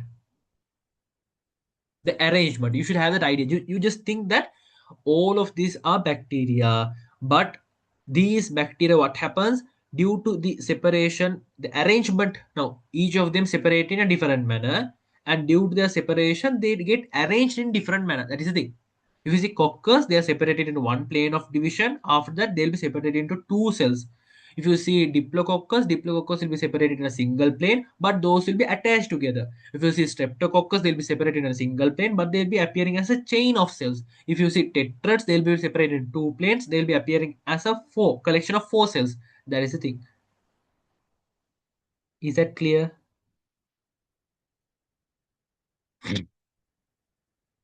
Yes. Okay. Now we are coming to Sakine. Right? Cells divide in three planes and remain attached to in a group of eight cells. See here. It is now we have come across this shape, right? Where? I'm sure you might get this. Where this shape? Very good, very good. Can remember, no? Histone. The first lesson we learned, right? DNA packaging, right? So Sakine, A single cell will be undergoing plane or division in three planes, and after the division, they'll be getting a complex of eight. Now, don't think histones separated like this. No, histones are proteins. These are microorganisms or bacterial cells, right? Right?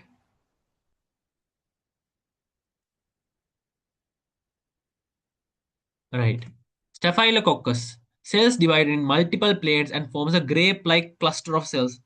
So if you see the cell, the spherical, right, there can be multiple axis of symmetry, right? With that multiple, what happens is all will be getting collected, and it will be forming a cluster, like grape-like cluster. This is called Staphylococcus.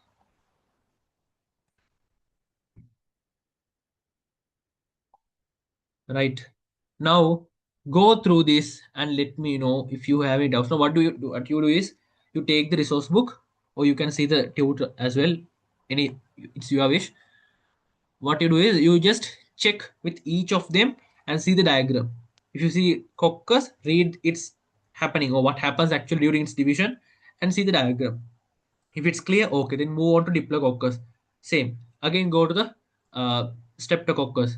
Check it with the diagram as well as with the information. Go to Tetrads, Sarkine, Staphylococcus, and let me know if you have any doubts. If no doubts, we can continue.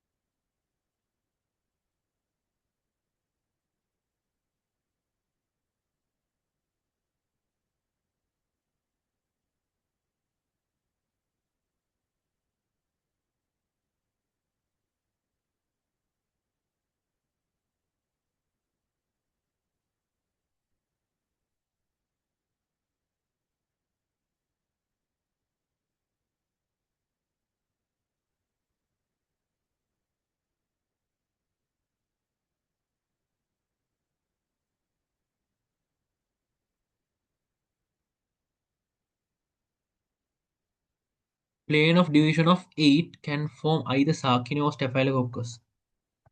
Plane of division of 8. I didn't get your question. Do you mean that if you have 8 symmetricity or 8 cells that are formed?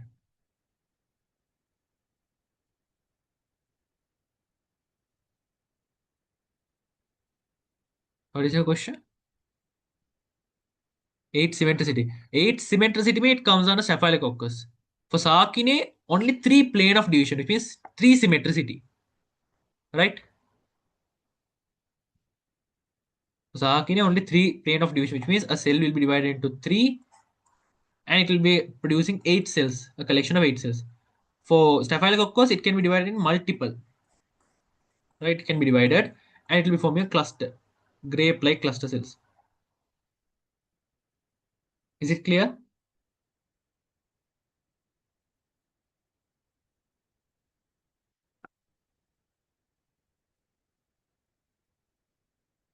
Yes, Streptococcus.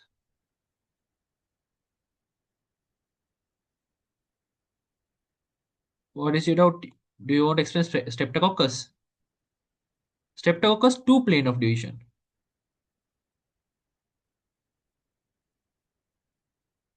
Yes, for Streptococcus, 2 plane of division. Now, if you say this is Streptococcus, two, they'll be divided into two.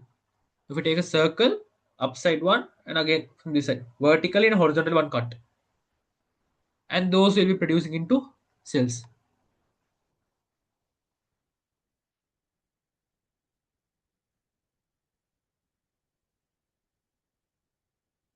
Clear, right? Yes. Now you can connect this with the, normally when we were kids, we used to play with clay, right? When with the clay, you just make a spherical shape, right? After making a spherical shape, you just cut it into four, will you? When you cut it into four pieces will be, if you cut it like this, now cut it vertically and horizontally, you will be getting eight pieces. Do you agree with that? It might feel four. Why? Because we see this as a circle, but actually here we are, these cockers are spherical. So spherical means just think it in a circle manner. So when it cut it, eight shapes. So eight shapes will be formed, eight structures. So each eight structure will be forming to each eight cells.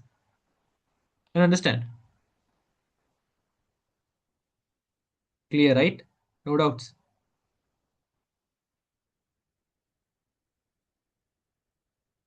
No, right? Yes. After checking it, let me know. Mm.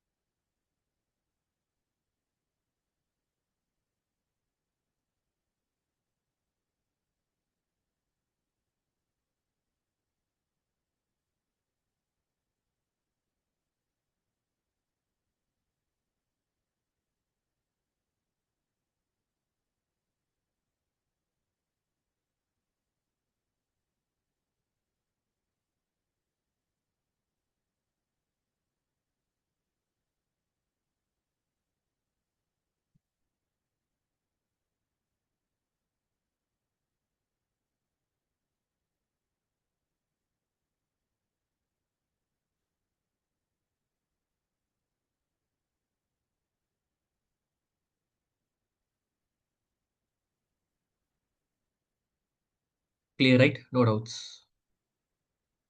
Right. Then we can move on to the next part. Now we now learnt about coccus, which means spherical shaped bacterial cells or spherical shaped bacteria. Now we are learning about bacillus. Bacillus means rod shape. So only for this class, for each and every time when you come across coccus, bacillus, spiral, just you again tell yourself that coccus means spherical shape, bacillus means rod shape, right?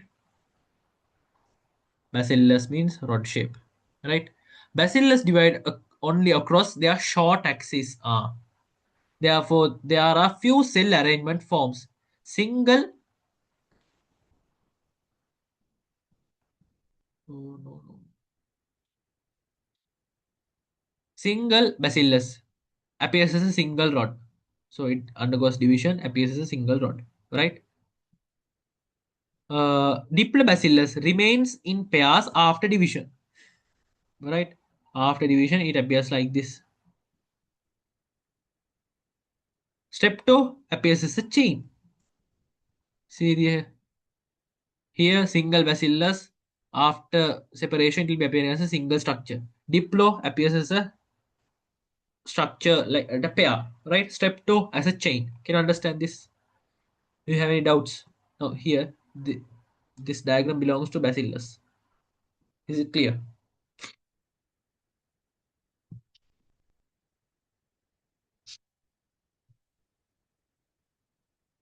Clear, right? Wait. Yes. I haven't included the spiral diagram, no? So don't take a printout of this tute after the class because I have to make some corrections and I'll send the correct exact copy, right?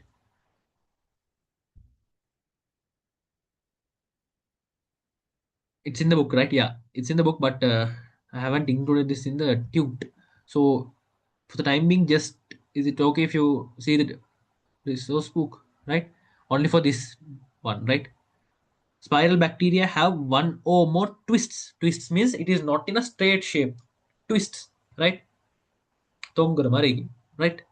They are never straight. This is the thing. They are not never straight. Now these are straight. but they are never straight. They'll be every time they are similar to uh, climbers. Climbers can't be made straight, right? So they are like climbers, right? So they have one or more twists. They have three shapes: vibrio, spirillum, spirochete. Vibrio bacteria look like curved rods. Do you have a diagram, right? Yellow color shape.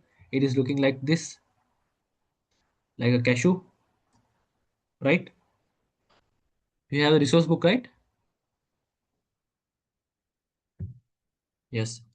See the diagram with this. It is looking like this something. Spirillum, helical shape like a corkscrew and a rigid body, right? It is looking like this, something like this, right?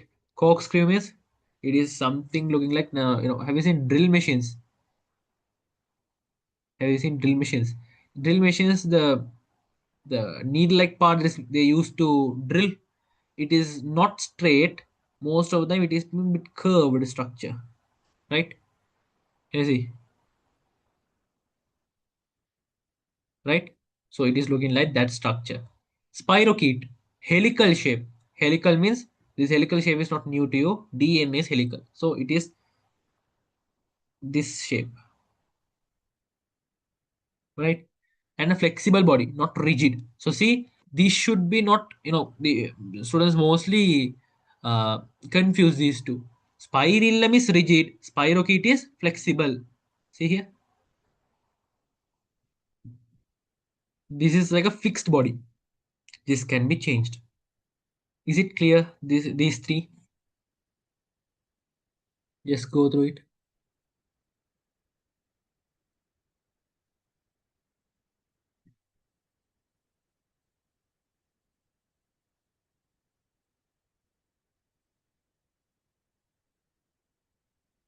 Clear, right?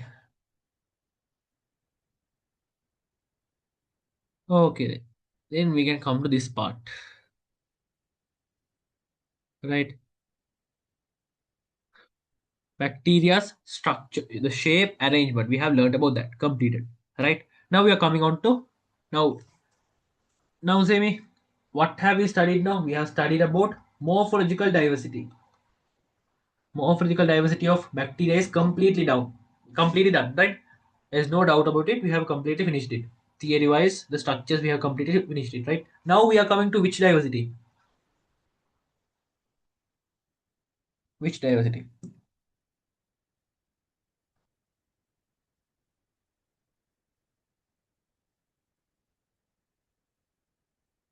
See here. Let's see here. What is the type of diversity?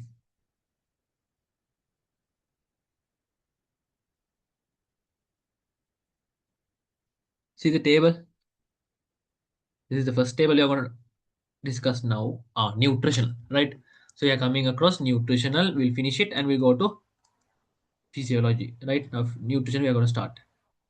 Bacteria show a diversity in nutritional types. Four major types of bacteria. We were introduced to that few minutes ago, right? Photoautotrophs, photoheterotrophs, chemoautotrophs, chemoheterotrophs. Autotrophs means they can produce food themselves. Heterotrophs depend on other organisms, right? Source of energy. Phototrophs, I said you that photo means light. So their source of energy is light. Chemoautotrophs means chemicals, right? But autotrophs means inorganic chemicals. Heterotrophs means is that clear? Is that clear? Yes, clear, right? Okay. Phototrophs, source of carbon. How they obtain carbon, right? They obtain carbon by carbon dioxide, which means they obtain inorganic carbon. Now, you know how carbon dioxide becomes inorganic, right? Do you know why carbon dioxide is considered to be inorganic? Yes. You know it, right? Then okay. For heterotrophs, now see here. Heterotrophs, every time they get organic items. They don't prefer inorganic material. So that is easy for you. Heterotrophs means organic. So carbon, they obtain organic carbon. Chemoautotrophs. Autotrophs obtain carbon dioxide, which means inorganic. Heterotrophs organic. So this is easy, right? Heterotrophs are always organic. Autotrophs are always inorganic. Clear? In your syllabus, inorganic source for carbon, they have given carbon dioxide only. Okay. Now, finally, example for photoautotrophs, which means microorganisms or bacteria which can produce food by themselves using light. Examples: purple sulfur bacteria and green sulfur bacteria. This is an example, right? Now, when you are writing this purple sulfur bacteria, green sulfur bacteria, you no need to underline that and those stuff, right? Because this is English term, right? Purple sulfur and green sulfur bacteria, right? For scientific terms only, you should underline it. Is it clear? Yes. Here, purple non-sulfur bacteria for photoheterotrophs, right? Chemoautotrophs, example, nitrobacter, there should be sp dot and underline. Nitrosomonas, sp dot underline. Thiobacillus thiooxide. Now, this is the complete one. This is one. This is one. This is two. This is third one, right? Nitrobacter, Nitrosomonas, Thiobacillus thiooxidans. Now, this was asked in 2025 uh, Central Province pilot paper. This question was asked. They didn't ask directly. They said that nitrosomonas source of carbon, and they have given something those options. Right, right. If I have the paper, I'll share it. Right, and finally, chemoheterotrophs. Example: most bacteria chemically producing their or they obtain their food using heterotrophic methods. Right, most bacteria. So just go through this part. I guess it's Azan, right? So just go through and let me know if you have any doubts.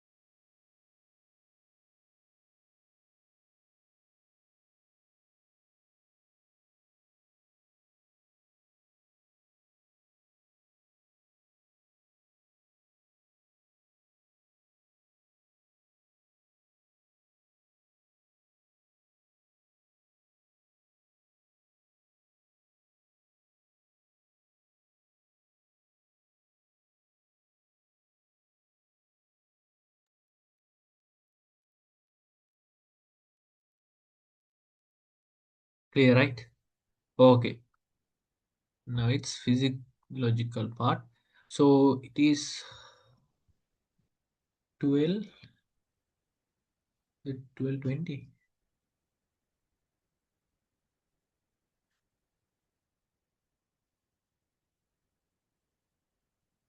12:20. Let's have a 20-minute break and then start, right? So you can pray also, right? Is it okay? Class, I guess if we complete this tute part, now see we have come almost these are small sections, and yeah, maximum 130, 145 something. I don't think it will be going up to 2. Let's see.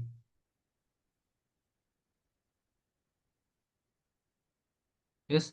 Okay. So join again at 12:40. Right. Let's start the class again. Right. 20-minute break.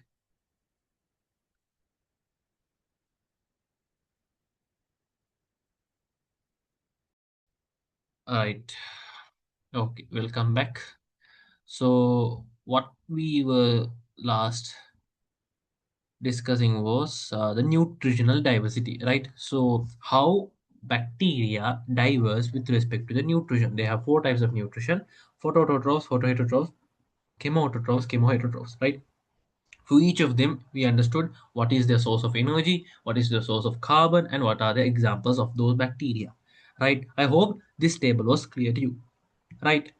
So now we are coming to the physiological diversity, right? This seems bit hard, this seems bit complex, but trust me, this is easier than this part, right? This is very easy, right? Okay, let's see. Physiological group. Obligate aerobe. So, as I said initially, obligate means compulsory, aerobic means oxygen presence. So, these organisms prefer the presence of oxygen. They demand the presence of oxygen. Only if oxygen is present, they can survive. Right? Okay, let's see the description what they mention about. They are saying these bacteria require oxygen for their survival. They generate energy by oxidative phosphorylation. Is this term new to you? Oxidative phosphorylation? No, we have come across this in our cellular respiration, right? So, oxidative phosphorylation means simply, wait, let's recall, right? Oxidative phosphorylation.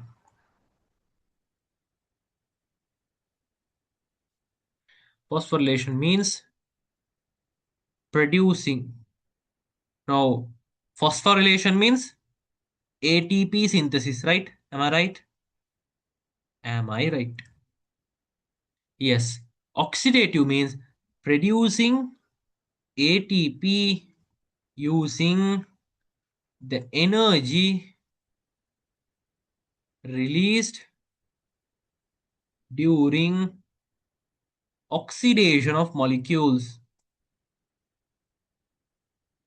Oxidation of molecules.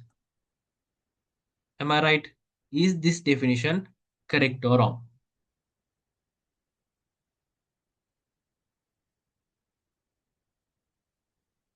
Yes, right. So if you ask what is this oxidation means, to understand this, you should have some sort of chemistry knowledge. So oxidation means what? Release of electrons. Am I right? You might have learned this in chemistry, right? Do you know this reaction? Fe2 plus oxidizing to Fe3 plus, producing an electron. I hope this is one of the reactions that is present in your D block chemistry, right? So this is what type of reaction? This is what type of reaction? Oxidation or reduction? Oxidation, because one electron is released. So simply oxidation means reactions that release electron, right? To release electron, what happens? Energy is absorbed, right? Now can you understand that? First ionization energy can I might go bit slightly bit towards chemistry, but no, I want to explain each and every terms, right? So you should not just for the sake, you shouldn't memorize. You should actually understand what is happening here, right? So oxidation means what?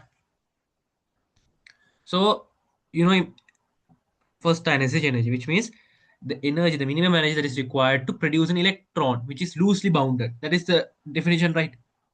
Right. So if you take a nucleus, this is, just take sodium. This is the outermost electron layer, energy shell layer. So here there's an electron. So if we supply an energy, we can remove this electron. This is first ionization energy. Am I right? Am I right? I should supply this energy, and if the energy is sufficient, this electron can be removed. Now you can understand. To remove an electron, what we should do? We should supply an energy. Can you see? So that energy, see, producing ATP using the energy released during oxidation. So actually, what happens? The energy we get, we are using that energy to produce ATP. Can you see? Can you see?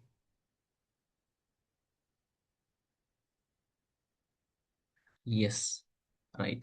I hope now it's clear, right? Rather than just memorizing it, just try to understand the concept, what is happening actually, right? Right.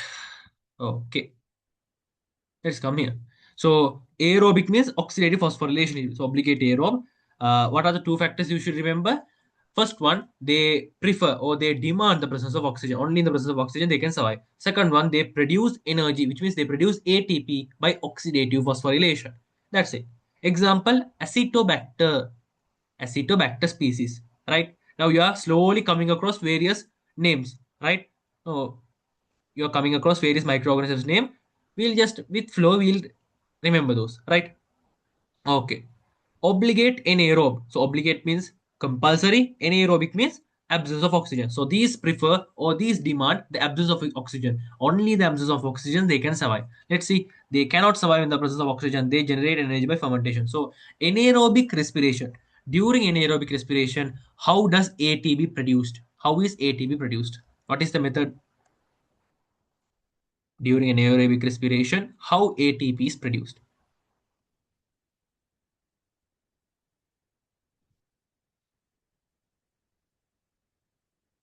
How? Can you remember? Oh, I don't want the complete. There's nothing, huge complexity or something. No, I'm asking during anaerobic, not aerobic. During aerobic oxidative phosphorylation, okay, fine. I'm saying during anaerobic. During anaerobic, what happens? This is the thing, right? If you can't remember, no issue. We'll just recall now that we learned this under unit number 2. Now we are unit number 9.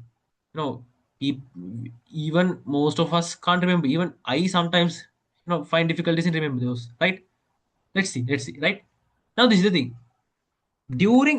Now see aerobic respiration and anaerobic, yeah, aerobic and anaerobic, right? In anaerobic, I can produce ATP, right, with a condition of absence of oxygen gas. Mainly teachers prefer to use absence of molecule oxygen, right? Because in the resource book they have mentioned it as molecule oxygen, right? Anaerobic, fermentation. That's what I know, right? That's what I was expecting, right? Fermentation, right? During anaerobic respiration, to produce ATP, there is a condition. What? Absence of oxygen. Now, this is the thing. Now, anaerobic respiration is a process, right? Now, this is the thing. Now, this is like a story. Just remember, it's like a story. Anaerobic respiration is telling that I have to produce ATP. I have to produce ATP, right?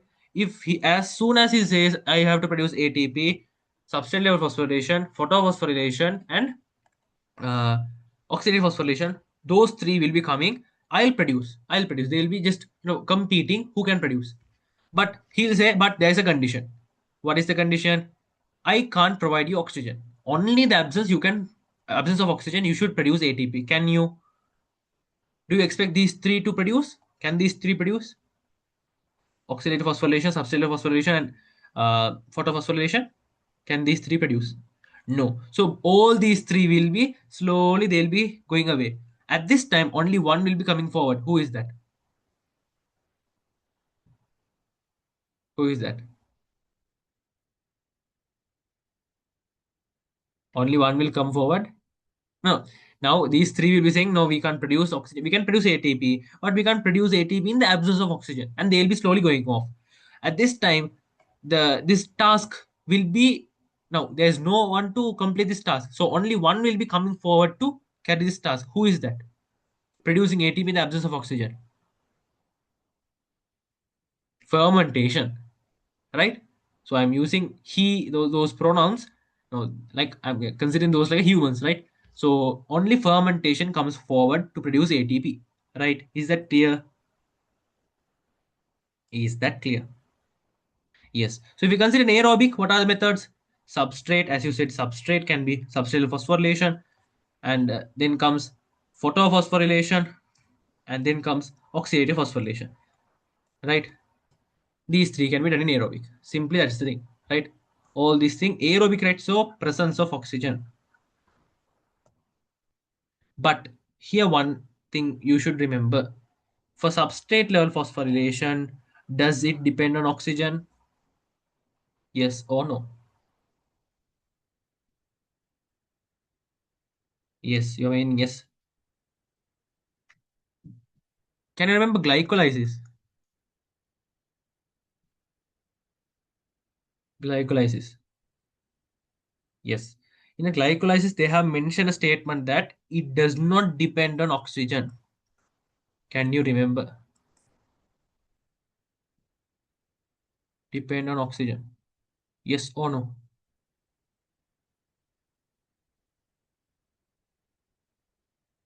No? Can't remember?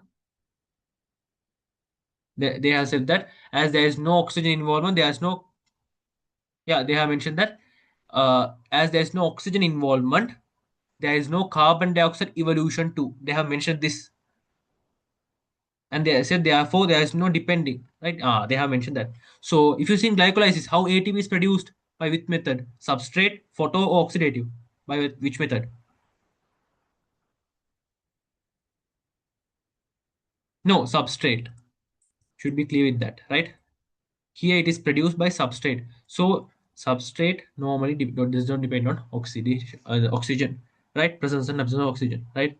So simply that. Now you don't just go deep in those things. Now you just study glycolysis, those notes and those things. Now here what I was just, I wanted to just recall what these things, right? Right? You just normally you go through those sections as usual. Revising, right? Normally you would revise per week. You will be spending some time and you will revise. You just continue to do so, right? Now don't just lose your motivation that I just can't remember those things and those stuff, right? Even I have gone across those things, right? Right. Now what we were doing was microbiology. Now let's come back to the microbiology part, right? Now is this second part clear? Obligate anaerobic. What are the two factors we should remember? We should remember that obligate anaerobic microorganisms or bacteria cannot survive in oxygen. They'll be producing ATP by or ATP or energy by fermentation. Example, Clostridium. Is that clear? These two, is it clear? Yes. Now we are coming to facultative and aerobic. These microorganisms prefer to grow in the presence of oxygen, producing ATP or energy by oxidative phosphorylation. So this is see the word prefer. Now normally they use the word prefer because first preference, they are saying we like to live in the presence of oxygen and produce oxygen phosphorylation. But if there is a condition, if there is an anaerobic condition, we can also contribute in fermentation too. So they are okay for both. But what is their first priority? They are okay for both, but what is their first priority? Presence of oxygen or absence of oxygen?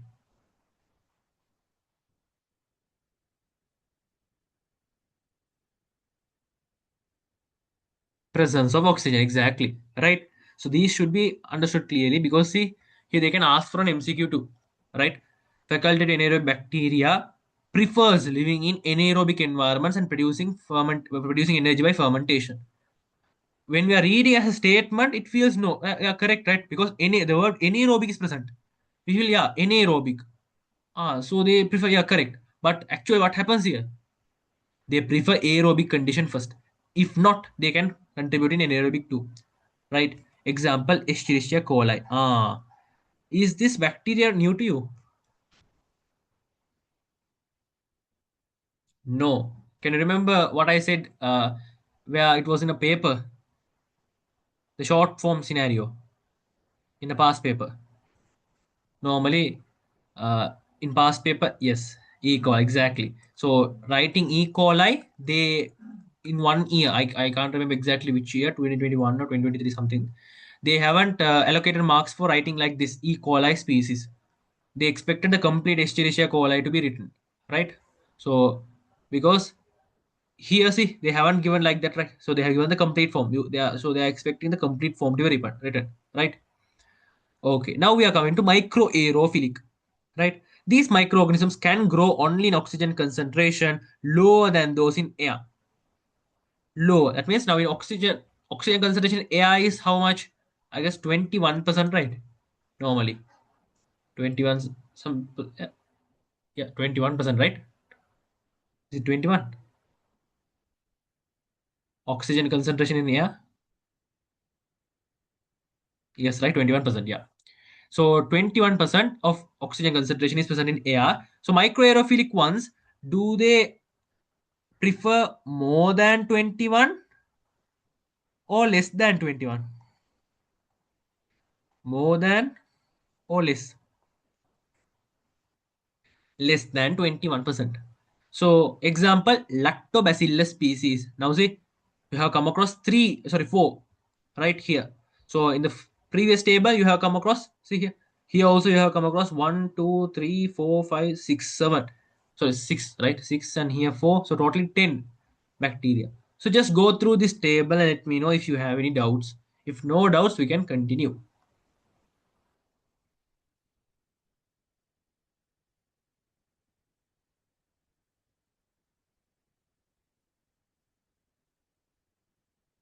No doubts. Right. Perfect. Some bacteria are able to fix atmospheric nitrogen. They show diversity in nitrogen fixation, right? There are two types. Now we came across this also, free living nitrogen fixing bacteria, which means they contribute single individually. Symbiotic means two organisms contribution, right? So free living nitrogen fixing bacteria, example azotobacter. Now you should not confuse this. Azotobacter, this is what? Acetobacter. Azotobacter, this is acetobacter. Don't confuse these two, right? Is it clear? These two are different. This is acetobacter, this is azotobacter. Yes, okay. Symbiotic nitrogen fixing bacteria, example, rhizobium species with legume root. Now, this was given in your unit number 3, right? Not unit number 3, unit number 5. Unit number 5, no, unit number 4, right? Under plants, symbiotic interactions, mutualism. Can you remember? For mutualism, they have given this rhizobium species with legume root. Now rhizobium is what? Is a bacteria. Do you agree with that? Yes or no? Yes. Legume root is a plant part. So there are two organisms. So it is a symbiotic interaction. Acetobacter contributes as an individual. Can you understand this? This complete portion, can you understand? Yes, clear, right? Okay. Mostly bacteria undergo asexual reproduction. Now again we are coming across those words. I have said this in this lesson. You should be careful in major, mostly, majority, minority, all, few. Those words. See here. Mostly bacteria undergo asexual reproduction. If there is a statement, all bacteria undergo asexual reproduction, correct or wrong?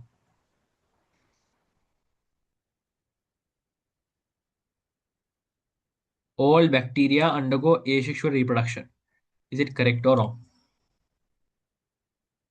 False. See, now we will be thinking that microorganisms are producing large number of offsprings, so it is correct. But actually, see here, mostly. So be careful with that, right? Mostly bacteria undergo asexual production by binary fission. Now, can you remember binary fission? How binary fission takes place? Yes or no? If you can't, I'll draw a structure. Can remember, right? Ah, okay. And in some occasion, fragmentation budding. Fragmentation also we have come across this in reproduction. Fragmentation means think about a earthworm. We are cutting this part, this part. Now this part will be going into a separate individual. This will be separate individual. This will be separate individual. This is called fragmentation.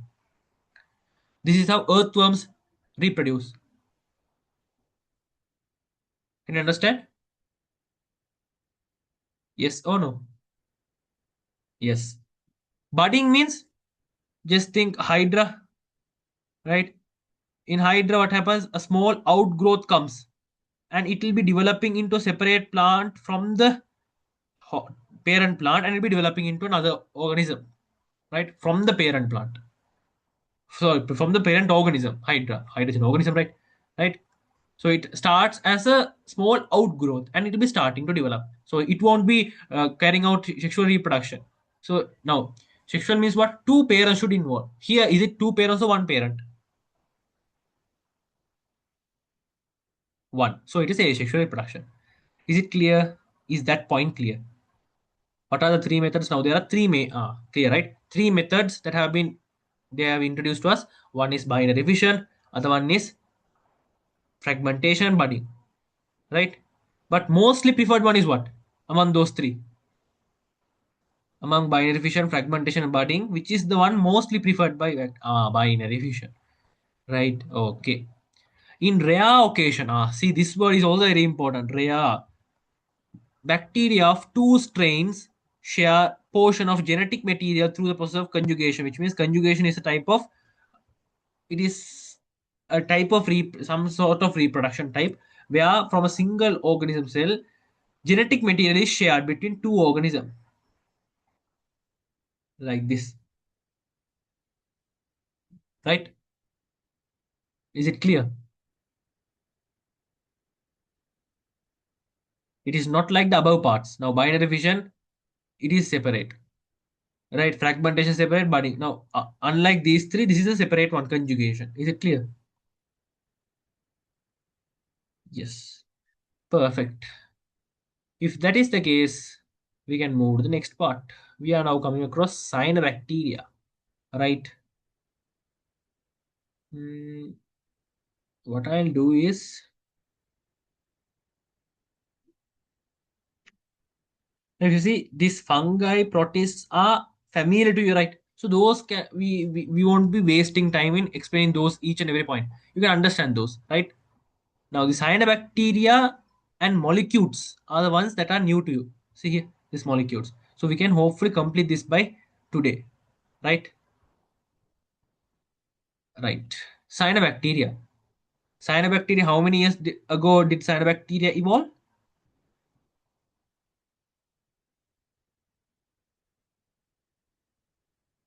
2.7. Very good.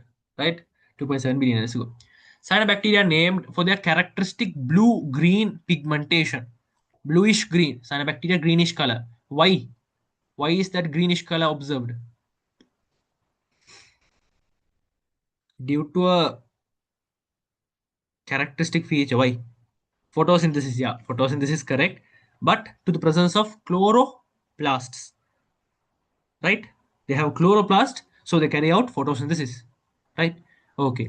Cyanobacteria also exhibits a great variety of shapes and cell arrangements unicellular to colonial forms, right? So what are the forms? They can be unicellular to colonial forms, right? So they are mainly separating cyanobacteria into two forms: unicellular form, colonial form, right? Let's go back just few pages back, right? Few pages back. Where? Not here. Was it here? No, no, not here. Not here. Wait, wait, wait.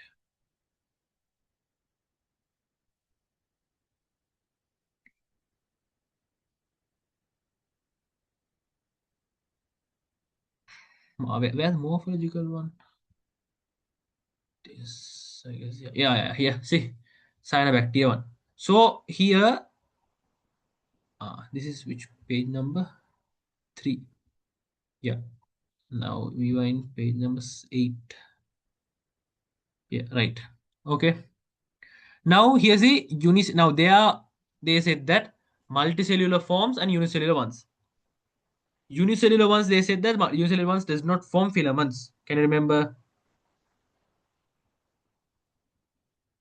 They said unicellular ones does not form filaments. They said multicellular ones forms filament. Right? Filamentous ones are formed by multicellular ones.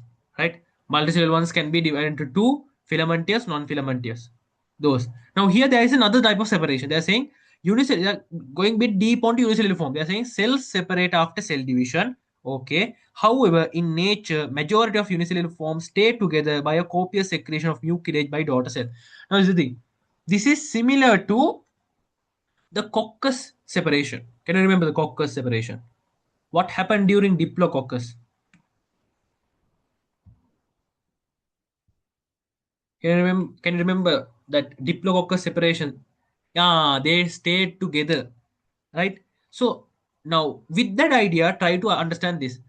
Let's see. Cells separate after cell division. Okay, this is cell division. Okay. However, in nature, majority of unicellular forms stay together by due to a copious secretion of mucilage by daughter cell. There is a secretion that is secreted by the daughter cell, which is called mucilage, right? Copious secretion of mucilage. That is the one that helps to attach those two cells together like this. Can you see? Is that clear? Yes. Now here they'll be looking like this. Right? Cells will be attached together due to this copious secretion. Right. Now you might feel, sir, now you're a bit confusing. You said that their cytokinesis does not take place and they was attaching and those stuff. Now here you are saying nuclear secretion. What is the actual scenario? Now here they haven't said that cyanobacteria is a coccus bacteria. Have they said like that? Coccus means what? The shape, right? Coccus means the shape. Have they said that cyanobacteria is a coccus bacteria? No. So we can't compare those two. Why did I say this scenario, those coccus idea here? Because both of them have the similar idea, but the content is different. There, it speaks about a specific type of bacteria, which is not related to cyanobacteria, but idea is similar. If idea is similar, we just try to compare the ideas only. Don't go deep on those and just don't compare those two with respect to their function, structure, those stuff. I want the idea to be just matched. Is that clear? Now, don't confirm that cyanobacteria is a coccus bacteria. Yeah, don't come to that conclusion. Right? Okay. So, is this clear? How unicellular ones form cells? Yes. Now we are coming to colonial forms. Colonial forms, indirectly, they are saying what type of cells?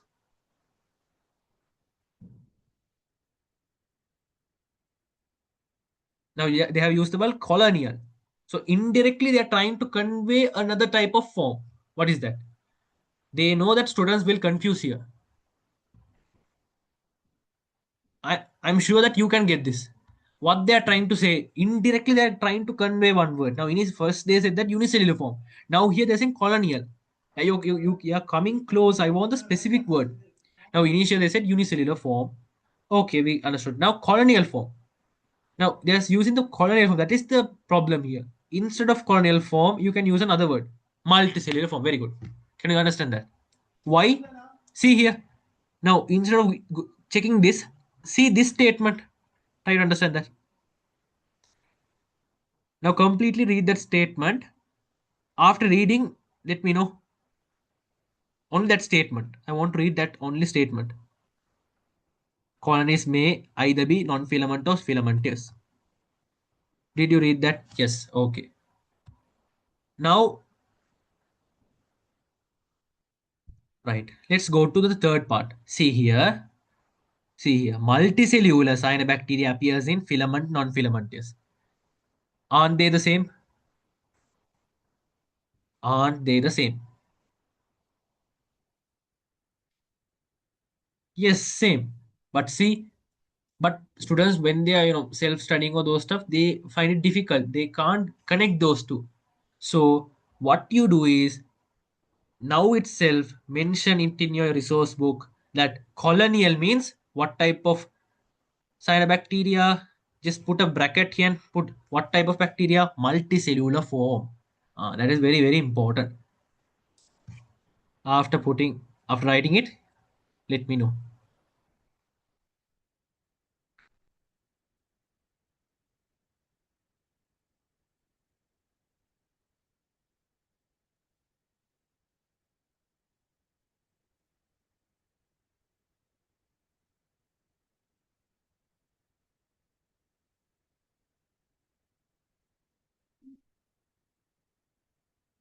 Done.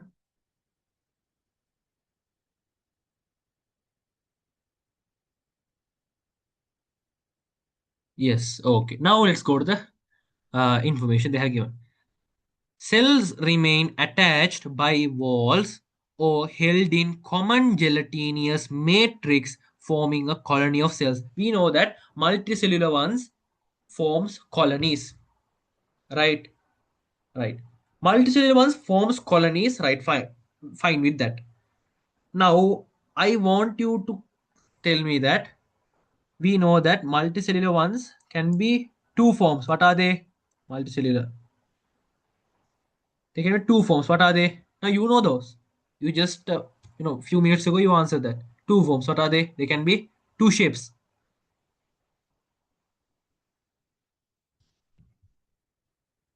What are they? Filamentous or non-filamentous? Exactly. Non-filamentous. Filamentous one. Can you remember? I said that they will be looking like chains. Can you remember? Yes or no? Yes. Non-filamentous one. They said they will be depend. They will be occurring in four different shapes. Can you remember? Square, right? Cuboid. No, cuboid. Yeah, cuboid or cube.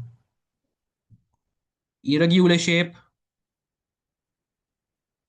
right? I guess sphere. Sphere or circle?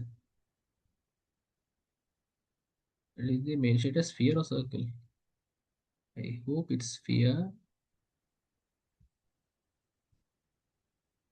Cubical, spherical, right? Yeah, yeah. Cubical, spherical, right? Right. Cubical, spherical, right? Can you understand? So non-filamentous one will what they'll do? Non-filamentous one will be forming clusters and colonies which will be shaped in these four shapes. Is that clear? I hope it's clear. Yes. Okay. So they are saying cells remain attached by the walls, right? Held in a common genetic matrix, right? Colonial form. This colonial form can be seen in filamental form or non-filamental form.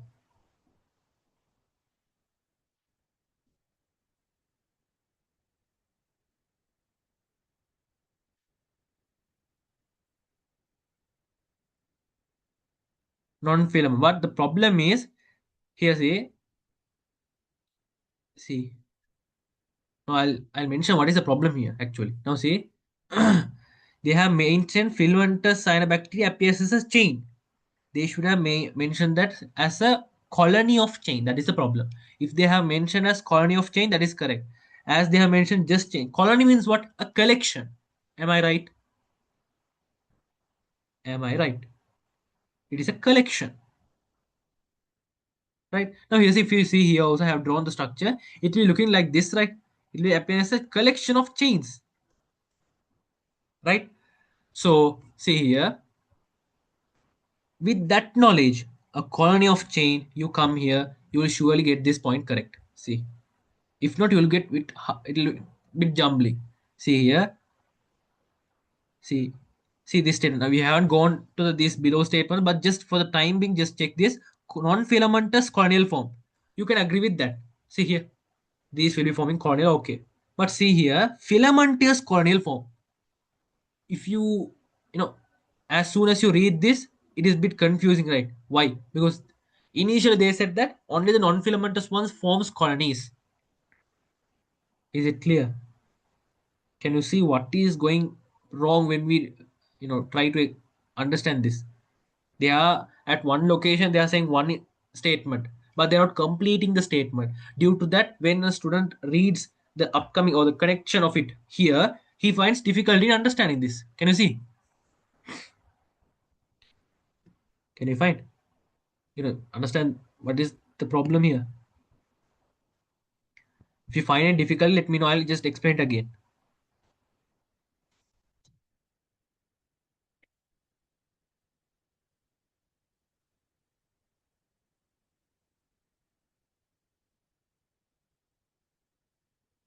Is it clear? Or shall I explain again? Filaments are chain like why non-filaments give shapes, but both forms colonies. Right? Exactly. That is the thing. Very good. You have got the point. That is the thing. Filamentous ones form chains. Non-filamentous ones col- forms a collection and form shapes, different shapes. These are the four shapes. These are four shapes, but both of them are forming colonies. Colonies means collections. That is the thing. We have got the point correctly. Right. Right. With that knowledge, let's go. Now you can understand this complete part. Cells remain. What happens in the colonial form? So colonial form means multicellular ones, right? Cells remain attached by walls, by the cell walls, or held in common gelatinous matrix. Means they are saying they can be two instances. One, the cell walls can be just connected between them, or between the cell walls there can be a common gelatinous matrix that can be combining them. Can you see? Either the way the cells should be connected. Can you see? In both the ways, at the end, what we expect, the cells should be connected to form a colony of cells. Correct, right? If only if the cells are connected, we can form a colony of cell, a collection, a compact, complex of cell. That is the idea. We don't want to consider is it connected by cell walls or is it connected by a gelatinous matrix. That's none of our business. At the end, what we want, the cells should be connected. Is that clear?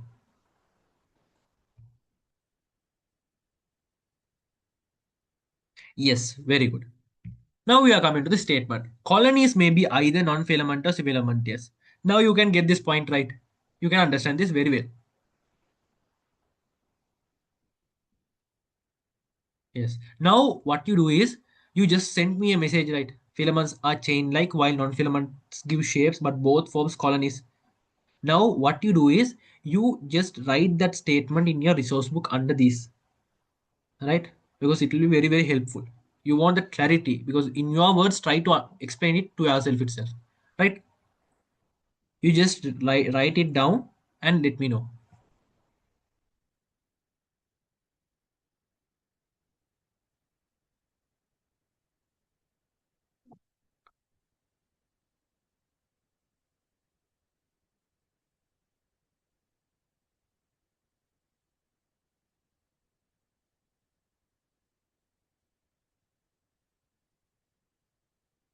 Okay, what was the actual? This is how it looked like. Filamentous cyanobacteria. What happens to filamentous cyanobacteria? Filamentous cyanobacteria forms chains of cells, right? Non-filamentous ones. Non-filamentous cyanobacteria forms clusters like clusters, not clusters like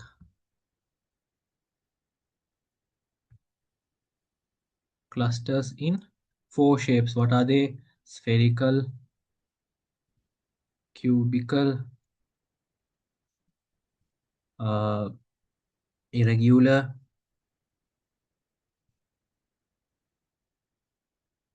and square. Yes, square. Right. Now at the end, both of these, no, I'll mention like this. At the end, what we can tell is both of these form colonies. Colonies means collections, simply. Right? Both of these come under only in multicellular, comes under only multicellular cyanobacteria. So the ones who watch the recording, this will be useful.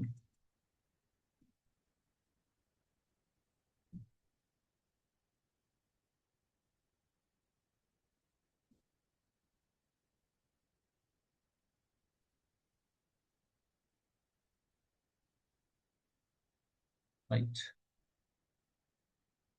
Right. You write the statement? Done, right? Okay. Then let's move on.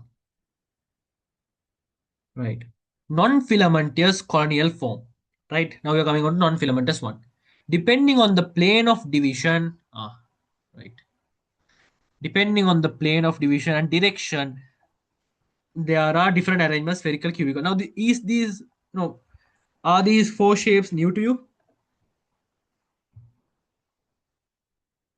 Yes or no? Are these new? No, we just now wrote about them. So, but what is new to us? What is the main factor that is depending on, right? How these four vary, right? What is depending? Now, normal non-filamentous colonial form depends on two factors. What are they? Plane of division. Plane of division means how it is divided, right? Direction of division. Direction of division means vertical or horizontal or now. Now, if this is vertical, this is horizontal. Sometimes can be cut in this direction also, right?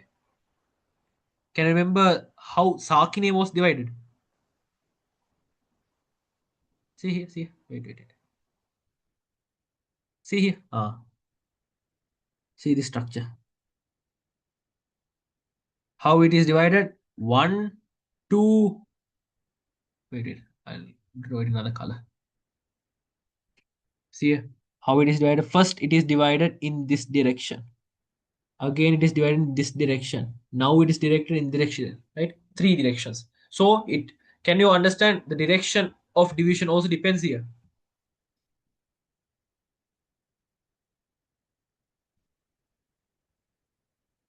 Yes. Right. Okay. So highlight these two. So non-filamentous colonial forms depend on two factors. What are they? Plane of division and direction of the division. So on based on these two factors, they can form four different shapes: cubical, spherical, square, or irregular shape. Now we are coming to filamentous form. Filamentous corneal form is a result of cell division in a single plane. It divides in a single plane. Single plane means you can relate it with three. It can be similar to coccus, diplococcus, or streptococcus. Why? Let's go back to that. Right? See here. Yeah, before that, right? See here. Coccus, how many plane? One plane. Diplococcus, one plane. Streptococcus, one plane. Now we are coming back to the cyanobacteria part. Right? In cyanobacteria, non-filamentous colonial form. How many plane? Single plane. Can you see? Can you see?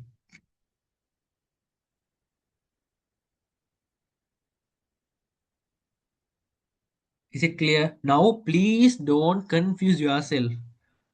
Now I'm just relating those. Now don't think that cyanobacteria is a coccus shape. Now here's if they are speaking about filamental shape. Right? So don't confuse those. So coccus shape means spherical shape bacteria types. They can be divided. Now I am relating those two with respect to a plane of division and the direction of division. So how it take place in coccus bacteria, similar to that, here also it will be taken in that manner. They will be divided. That is it. You should have that idea of division only.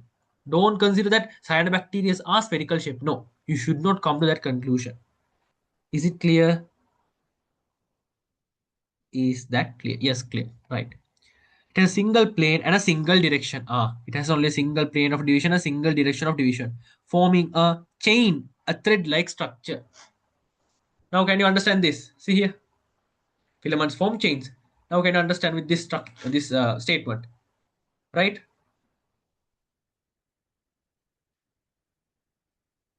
Right? You see? Correct, right? Now you can write here further another one. Right? It forms chain of cells. Why? Why? Now I'm giving that responsibility to you. What is the reason? Why the filamentous cyanobacteria forms a chain of cells? What is the reason?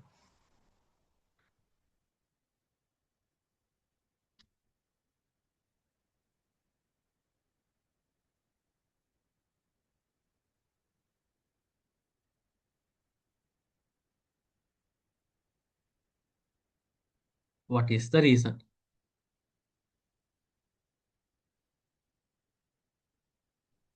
There are two reasons. What are they?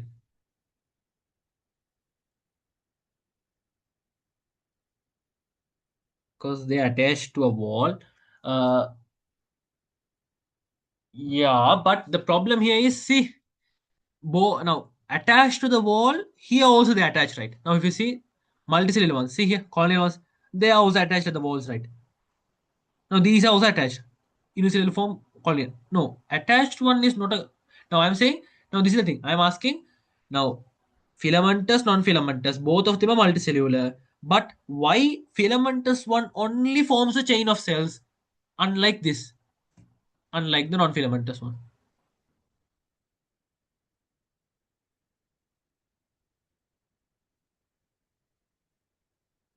Now, what is the difference? Difference is non-filamentous one has no filamentous one has only one plane of division and one direction of division. Ah, exactly. Right. That is the reason. But f- non-filamentous one have multiple. They haven't given a number. See here. Have they given a number? They haven't given a number. They have said depending on. It can be varying. But if it is one, if it is only one plane of division and one direction of division, is it filamentous or non-filamentous?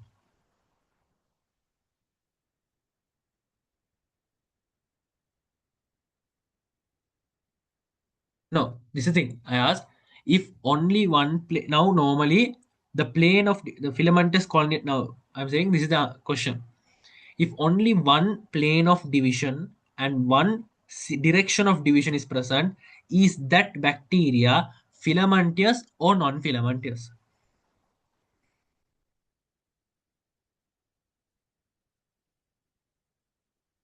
Filamentous. That's it, right? Okay. Now you initially said that the cell walls get attached, right? Now if you see here, here also during the unicellular ones also the cell walls are getting attached. See here, unicellular forms they stay together due to the copious secretion. Here also they are being attached, but here they use the word cell walls. Here they are saying daughter cells secrete a secretion, right? Right. I hope it's clear. Now here it depends. It can vary. Yeah, depends on two factors. What are they? First one, the plane of division, and second one, it depends on the direction of division. Right. Is that clear? Now just go through this completely and let me know if you have doubts. Now each and every statement you just read individually and let me know if you have any doubts.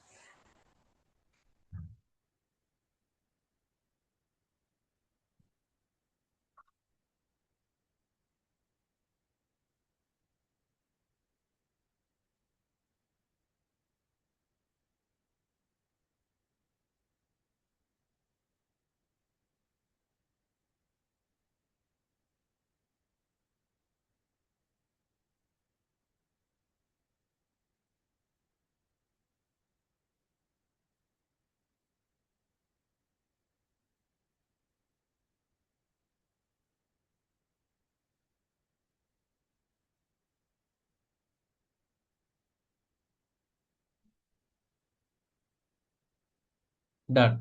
Right. Let's go to the next point. Cyanobacteria are photoautotrophs that carry out oxygenic photosynthesis similar to plants and algae. Right, algae. So phototrophs, you know only under phototrophs, do you know only cyanobacteria? No, you know another organism also under phototrophs. What was that? Can you remember? Purple no, sulfur bacteria and green sulfur bacteria. Let's check. Let's check. Where is it? Ah, right. See here. Photoautotrophs. Purple sulfur bacteria and green sulfur bacteria. Ah, you know two, right? So with cyanobacteria, it is three, right?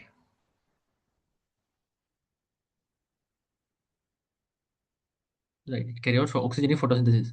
Many of cyanobacteria are capable of fixing atmospheric nitrogen. This exact statement is given in unit number 3 also. Can you remember? Under domain bacteria, cyanobacteria was given. Under cyanobacteria, they have given this statement.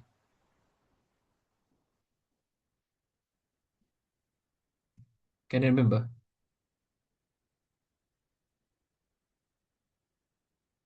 Yes.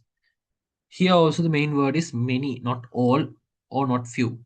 For example, nostoc species. These are type of cyanobacteria. Can you see? Now, if you see, bacteria is a domain. Domain, right? Right. So under domains, these are different types of bacteria. Under domain bacteria, cyanobacteria is a type, and those have examples. See here, nostoc species, Anabena azolla. Nostoc species is a free living nitrogen fixing bacteria, right? Anabena. Anabena and azolla is a symbiotic nitrogen fixing bacteria, which is part, both of them are, have a symbiotic interaction. Wait. Now let's move again back to the uh, previous part. Yeah, here. Free living nitrogen fixing bacteria here. Here they gave an example azotobacter and symbiotic rhizobium, right? Now you should not confuse that this is not a cyanobacteria, this is not a cyanobacteria. Is it clear? These two are not rhizobium and uh, rhizobium and azotobacter are not cyanobacteria, right? But they belong to the domain bacteria, right? But what about these? These two, these Nostoc and Abenazilla, these are coming under cyanobacteria. That is the thing. So let's do a bit summary like thing, right? Yeah, right. Let's do some. So up to now, we know free living nitrogen fixing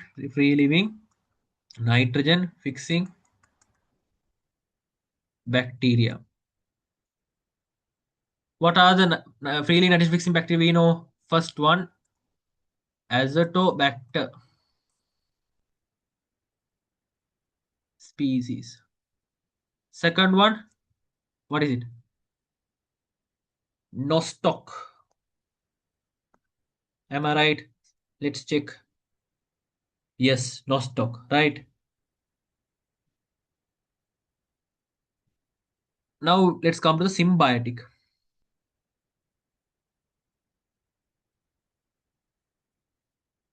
bacteria. And the symbiotic, what we know, first one, what we know is first one as it right. First one is rhizobium. Rhizobium and legume root. Am I right? Second one is Anabena species. This also comes under species, right? And Azolla. Azolla is a water fern. They normally use the word water fern. Is the word fern new to you? The word fern. Now, if you want, just note it down. This one. This is very important, right? But here, what you should know is this is a cyanobacteria, and this is a cyanobacteria, right? Now, is the word fern new to you? No. Where have you learned about phones? Nephrolapis. Can you remember nephrolapis? Fourth unit, nephrolapis is a phone. Right? Okay. After noting this down, let me know.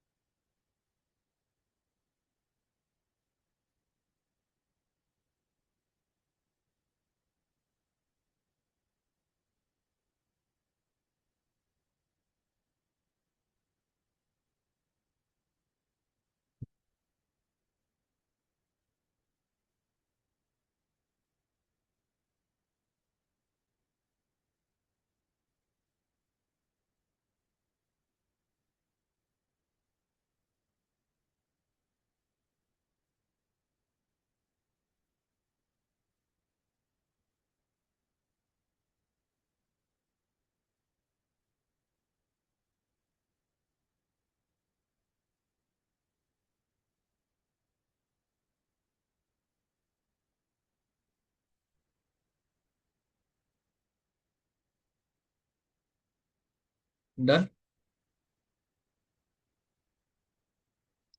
Noted down.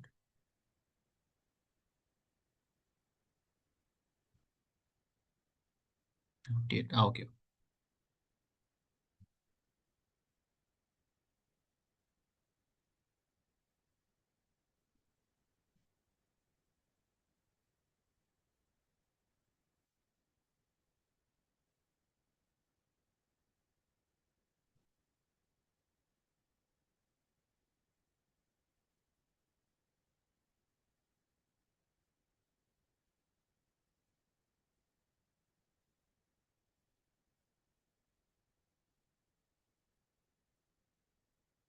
Done. Right. Then that's bringing us to the end. No, we have one more. A few statements are referred. Yeah, right. Right. In most cases, nitrogen fixation takes place in specialized cells called heterocyst R. Nitrogen fixation takes place in specialized cells, it seems, what are called heterocysts. Right. Okay. Nitrogen fixation is catalyzed by the enzyme called nitrogenous enzyme, which is present in the heterocyst. You understand? In those bacteria, there are specialized cells called heterocysts. What is the purpose? They are specialized cells only to carry out nitrogen fixation. In this heterocyst, there are enzymes that are present called nitrogenase that are catalyzing the reaction of nitrogen fixation. Right? Nitrogenase is sensitive to oxygen. It is sensitive to oxygen, it seems. Right?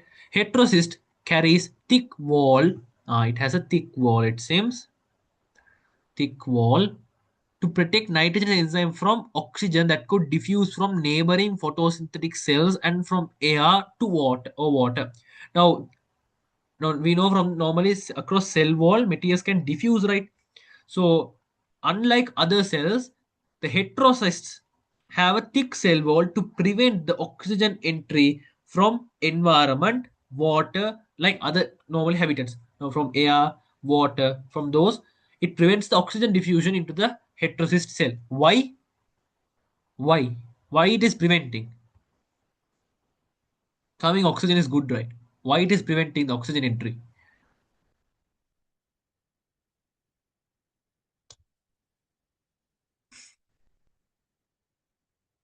Do you know the reason?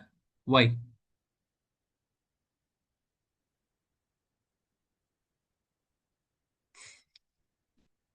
What is the reason for the blocking the entry of oxygen into the heterocyst?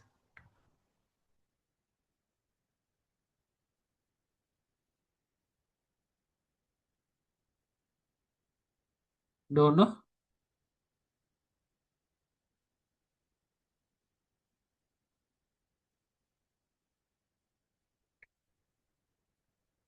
because it's sensitive.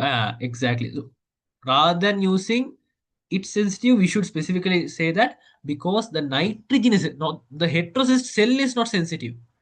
Heterocyst is a specialized cell that is present in those bacteria, inside a bacteria that fixes nitrogen. But inside the cell, the nitrogen enzyme, that enzyme is the one that is sensitive to oxygen, right? Okay. Oh, cyanobacteria carry another specialized type of cells called akinete. Now, the up to now, how many specialized cells we have learned? Two. One is heterocysts, and other one is akinete. Now, heterocyst function we know. Now, let's study about akinete. Akinete, they are thick. Both of them are thick, no? So, this is also thick-walled resting spores. These are thick-walled resting spores. These are spores that contain thick walls. Normally, these are specialized cells that contain thick walled spores which stores food. Normally, these are cells that contains the thick walled spores that contains the food in it. Can you understand? Can you understand? Yes. Akinete is resistant to drought and high temperature. It stores food right inside, so it is protecting the food, and it is very resistant to drought and high temperature also it says. Therefore, akinete is able to survive during unfavorable environment conditions, although vegetative cells dries out. Now can you see this is somewhat uh, like the C4 mechanism? Can you understand? It is some sort of like C4 mechanism. Ah, can did you also feel that, that feeling? Why? We have come across this scenario in C4 also. Now see, C4, what happens in C4 plants? Normally, the plant's leaves have stomata, right? Stomata is the route through what the oxygen diffusion takes place, right? Normal gas exchange and water loss takes place. The main route is for transpiration through the stomata. Transpiration means water loss. So high amount of water loss is an inefficient process. So C4 plants, what they do, they will be closing the stomata. So when closing the stomata, what happens? The carbon dioxide bundle sheet means cells are developed. Yeah, very good. So what happens? The cells, the transpirations, the stomata will be closed. When stomata close, the carbon dioxide, normally what happens? The plants, they now humans, if you see humans intake oxygen and exhale, right? They carbon dioxide. Opposite for plants. Plants intake carbon dioxide and exhale or output is oxygen. So they want carbon dioxide, but the stomata is closed. So what happens? We have a specialized enzyme. What is that? What is that enzyme? The enzyme which can produce carbon dioxide at low carbon dioxide concentration. The enzyme that is specific for C4 plants. The most abundant type of enzyme on earth. What is that? There's a huge build up for this. Now, after so much of build up, if you don't tell the answer, what is that? The most abundant type of enzyme on earth. The question is the enzyme which is responsible to produce carbon dioxide in C4 plants at low carbon dioxide concentration. First, second one, it is the most abundant type of uh, enzyme on earth. Rubisco, right? Thank God, right? Rubisco. So Rubisco is the one that contributes in producing carbon dioxide. Even though now, what is the concept at the end? Now I'm not revising the C4 plants scenario, but at the end, what is the scenario here happens? The plants blocks the route through which loss of materials take place due to high temperature, high light intensity, right? Those conditions, high temperature, right? It blocks the route. What is the route? Stomata, right? And what happens due to Rubisco? They can produce what they want, carbon dioxide. They can produce what they want by opening the stomata. By opening the stomata, they can produce carbon dioxide or they can gain carbon dioxide. But After that, they found out a method by closing the stomata also they can produce the carbon dioxide by this mechanism. This is called C4 mechanism, right? That is it. Now here what happens?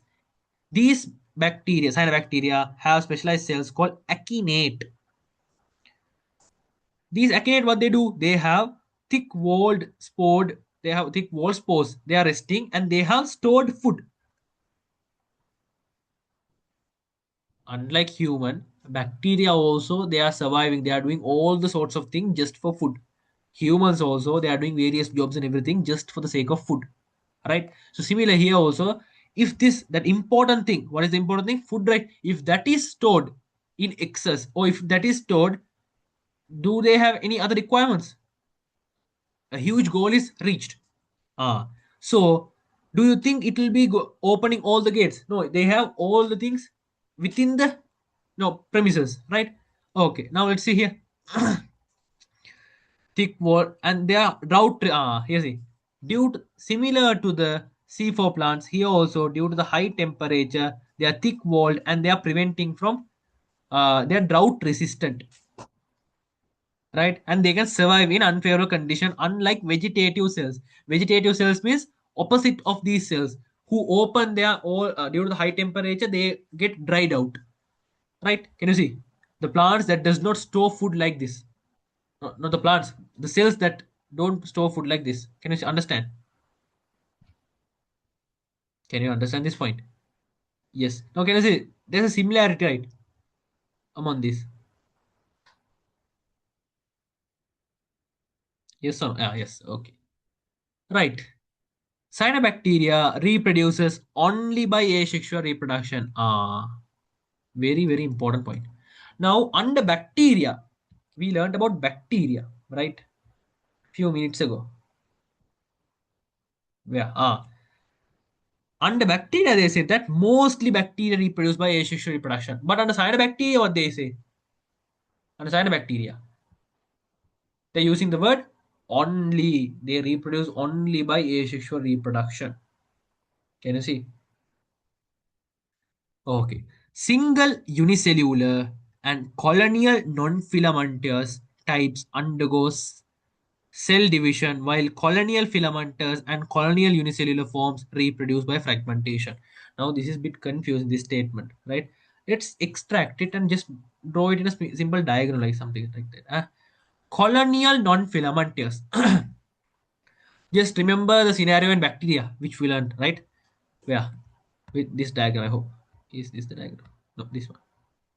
See here, non-filamentous one. See here, non-filamentous cyanobacteria forms clusters. Why? Depending on two factors: plane of division, direction of division, and it forms four clusters or colony shaped: spherical, cubical, irregular, square.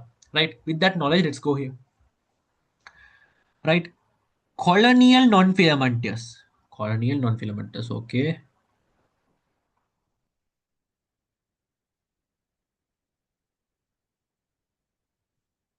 Colonial non-filamentous. Single unicellular. Undergo simple cell division. Just normally they undergo doubling and producing cells. Right?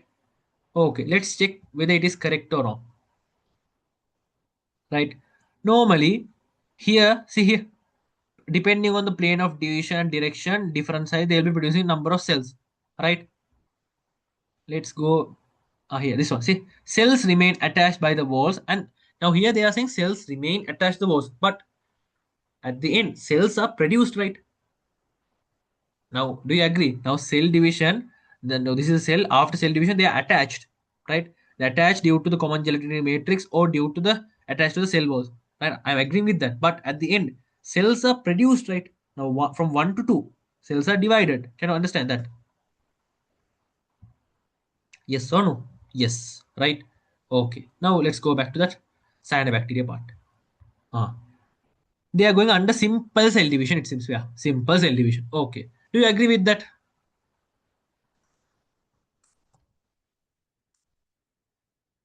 Unicellular.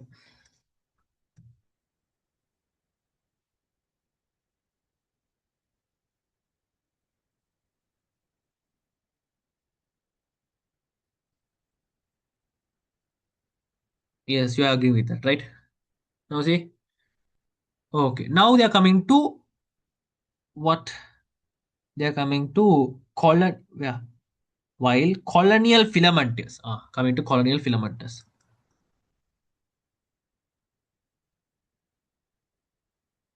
and unicellular cornea. Corneal, yeah, corneal unicellular. Unicellular. They undergo fragmentation again. Yeah, they undergo fragmentation. It seems.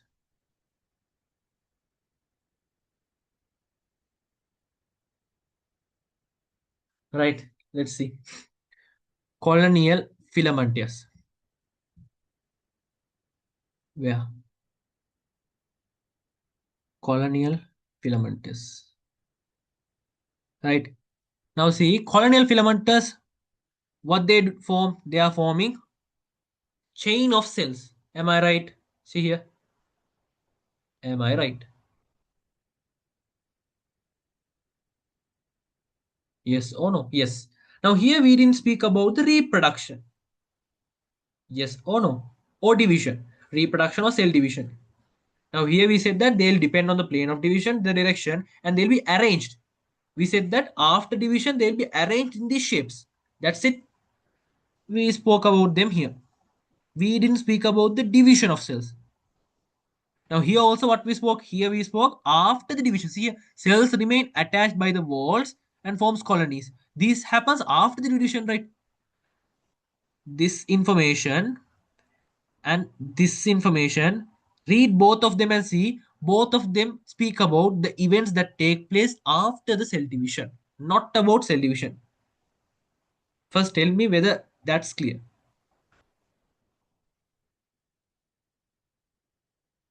Check those point and star point mentioned two statements and see whether both of them take place during the cell division or after cell division.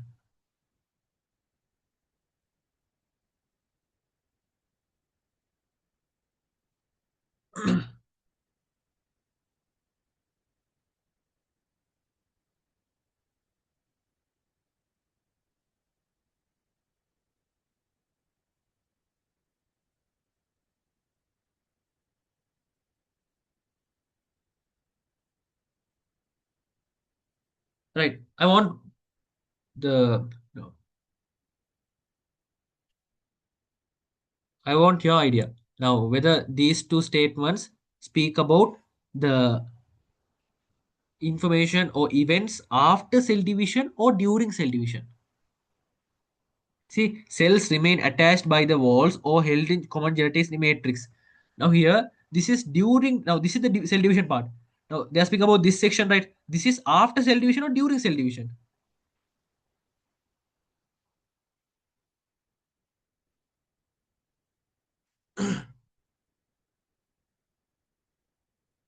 No, see here.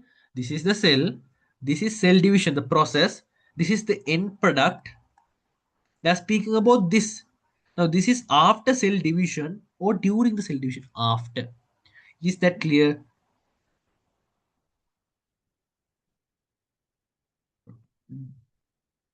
Don't try to force yourself and try to understand. No, if you can't understand, let me know. I'll draw a separate diagram and try to explain it. Sure, right? Now if you see here, this is a cell undergoes a process called cell division. During that division anything can take place, right? And after cell division two cells are produced, they are attached to each other as a pair. Now they are speaking about this scenario. See here, cells remain attached by the walls held in a common gelatinous matrix. They can be held at the walls or due to common gelatinous matrix. See the common gelatinous matrix I have drawn here. See they can be attached at the cell wall or due to common gelatinous matrix. Right now, see is it after cell division process or during the cell division? After. Clear, right? Okay. Now see the other point. Filamentous colonial form is a result of cell division in a single plane of division, forming a chain thread, like forming a chain. They are speaking about the previous part. I haven't drawn it here, right? Wait. Haven't I drawn it? No, wait, I guess I wrote the previous diagram. Wait.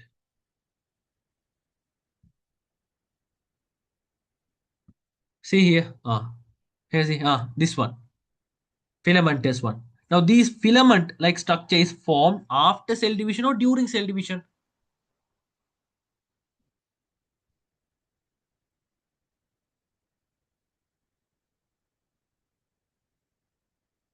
See here the filamentous cyanobacteria appears as chains. It appears as chains after the cell division or during the cell division. After the cell division. Can you understand? Similar to the A level result. The result is obtained during the A level journey or after the journey. After the journey. Now this is the result, right? Now see, let's go back to the point.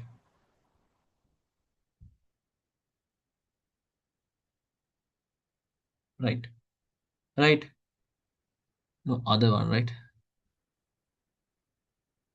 See, so both of them are after. So we haven't spoken about the cell division yet. Are you clear? Now, here about filamentous form, these are the two statements that I have mentioned. Both of those statements are after. They are speaking about what happens after the cell division. None of the statements are mentioning what actually happens during cell division. Are you clear?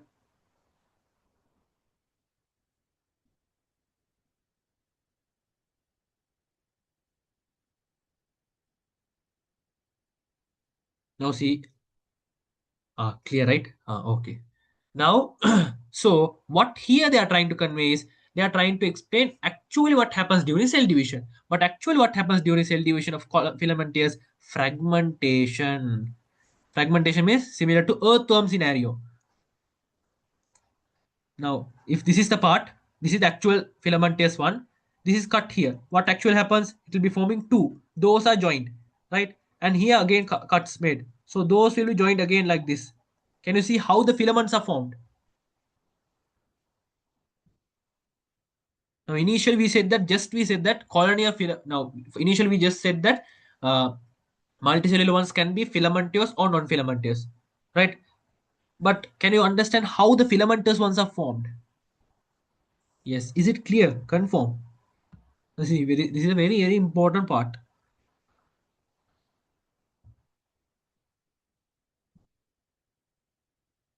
Clear, right? So please check and let me know whether this is clear. Wait, where is it? See these two. Is it clear?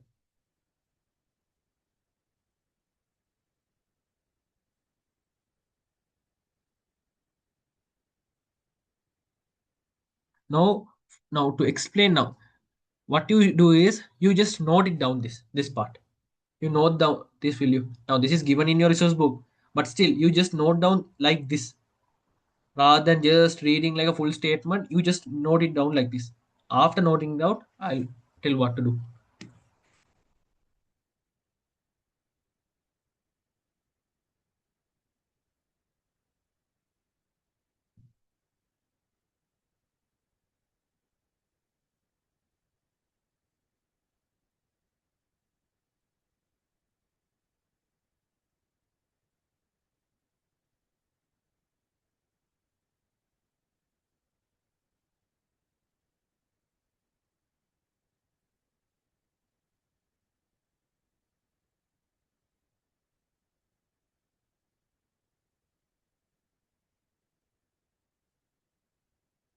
Done. Right. Now, now with this state, now this with this one, try to understand the first. Now, here's it.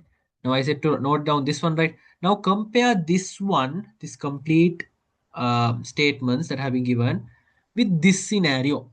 Now what I'll do is I'll read like a story.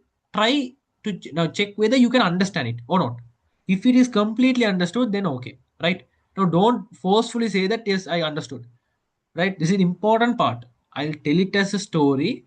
You just your duty is you just check whether you get those points what I'm trying to convey, right? Okay, is it okay? Right. Now this is the thing. Cyanobacteria, yeah, the previous one. Not here, not here, not here. The previous. Right. Cyanobacteria, if you see here, are two forms. One, the unicellular form, other one is multicellular form. Right. Unicellular ones, they have given a small introduction that I'm not speaking about unicellular ones. The main the main goal here is to speak about the multicellular. I speak about the multicellular. Multicellular cyanobacteria forms two forms. It can be filamentous cyanobacteria, which is forming filaments. Other one is non-filamentous cyanobacteria. Filamentous cyanobacteria, those cyanobacteria will be undergoing cell division. How? They'll be undergoing fragmentation. So during fragmentation, what happens? This is the scenario. What happens? Actually, this is a fragment filament. This filament undergoes fragmentation, which means if it is cut, it will be divided into two. Those will be chained. It forms a complete filament-like structure, and it forms what is the structure? It forms a chain of cells. So what actually happens? Filamentous cyanobacteria, those cells are filament shaped, right? Inside a bacteria, filamentous cyanobacteria, the shape of the cells are filament shape. Those will be undergoing fragmentation. After going fragmentation, they'll be forming what type of cell? A chain of cells, right? This chain of cells is formed by two. It depends on two main factors. What? It depends on plane of division and direction of division. Now these two are with respect to what? This. If this is the filament, now in a filament is cyanobacteria, this is the filament. This is the filament shaped cell.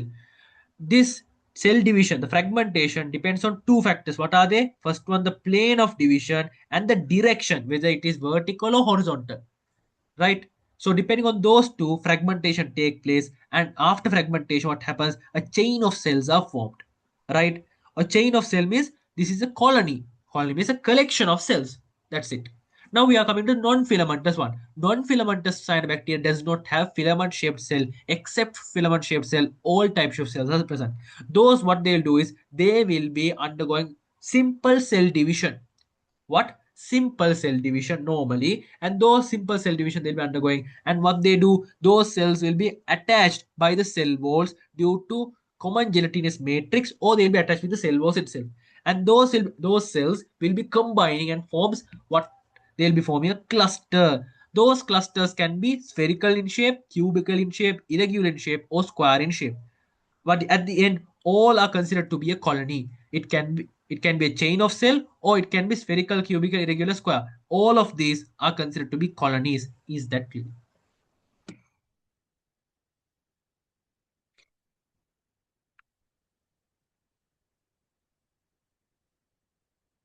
Sure, right? Now here see.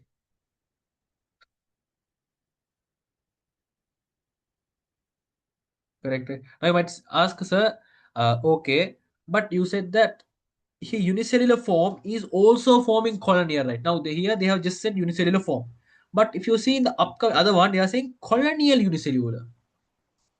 That means indirectly they are saying unicellular ones also form colonial. Can you see?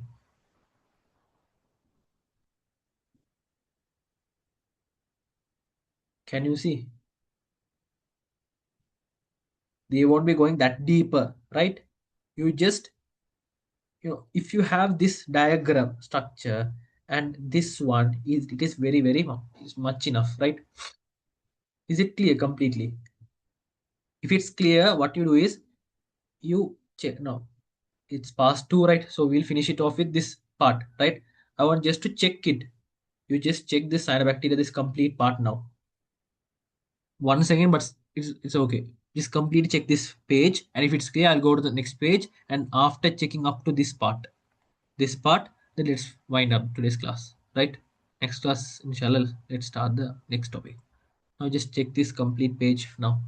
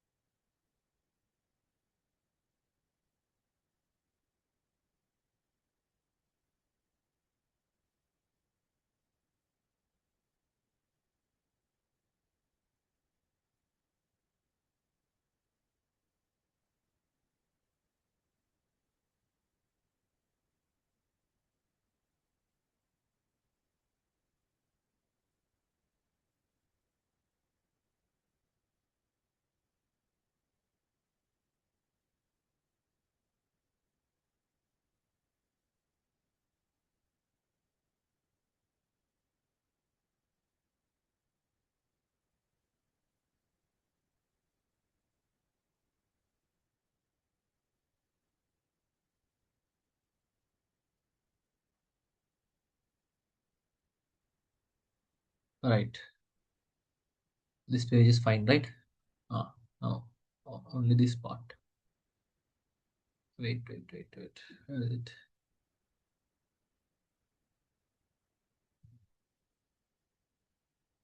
This part. Right. Check this.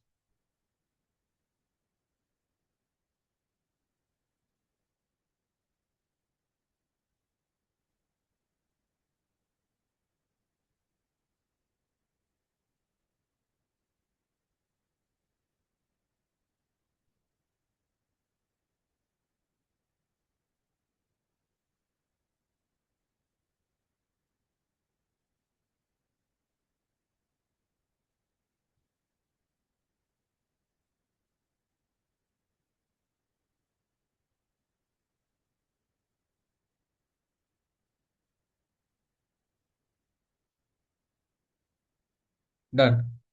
Completely clear. No doubts, right?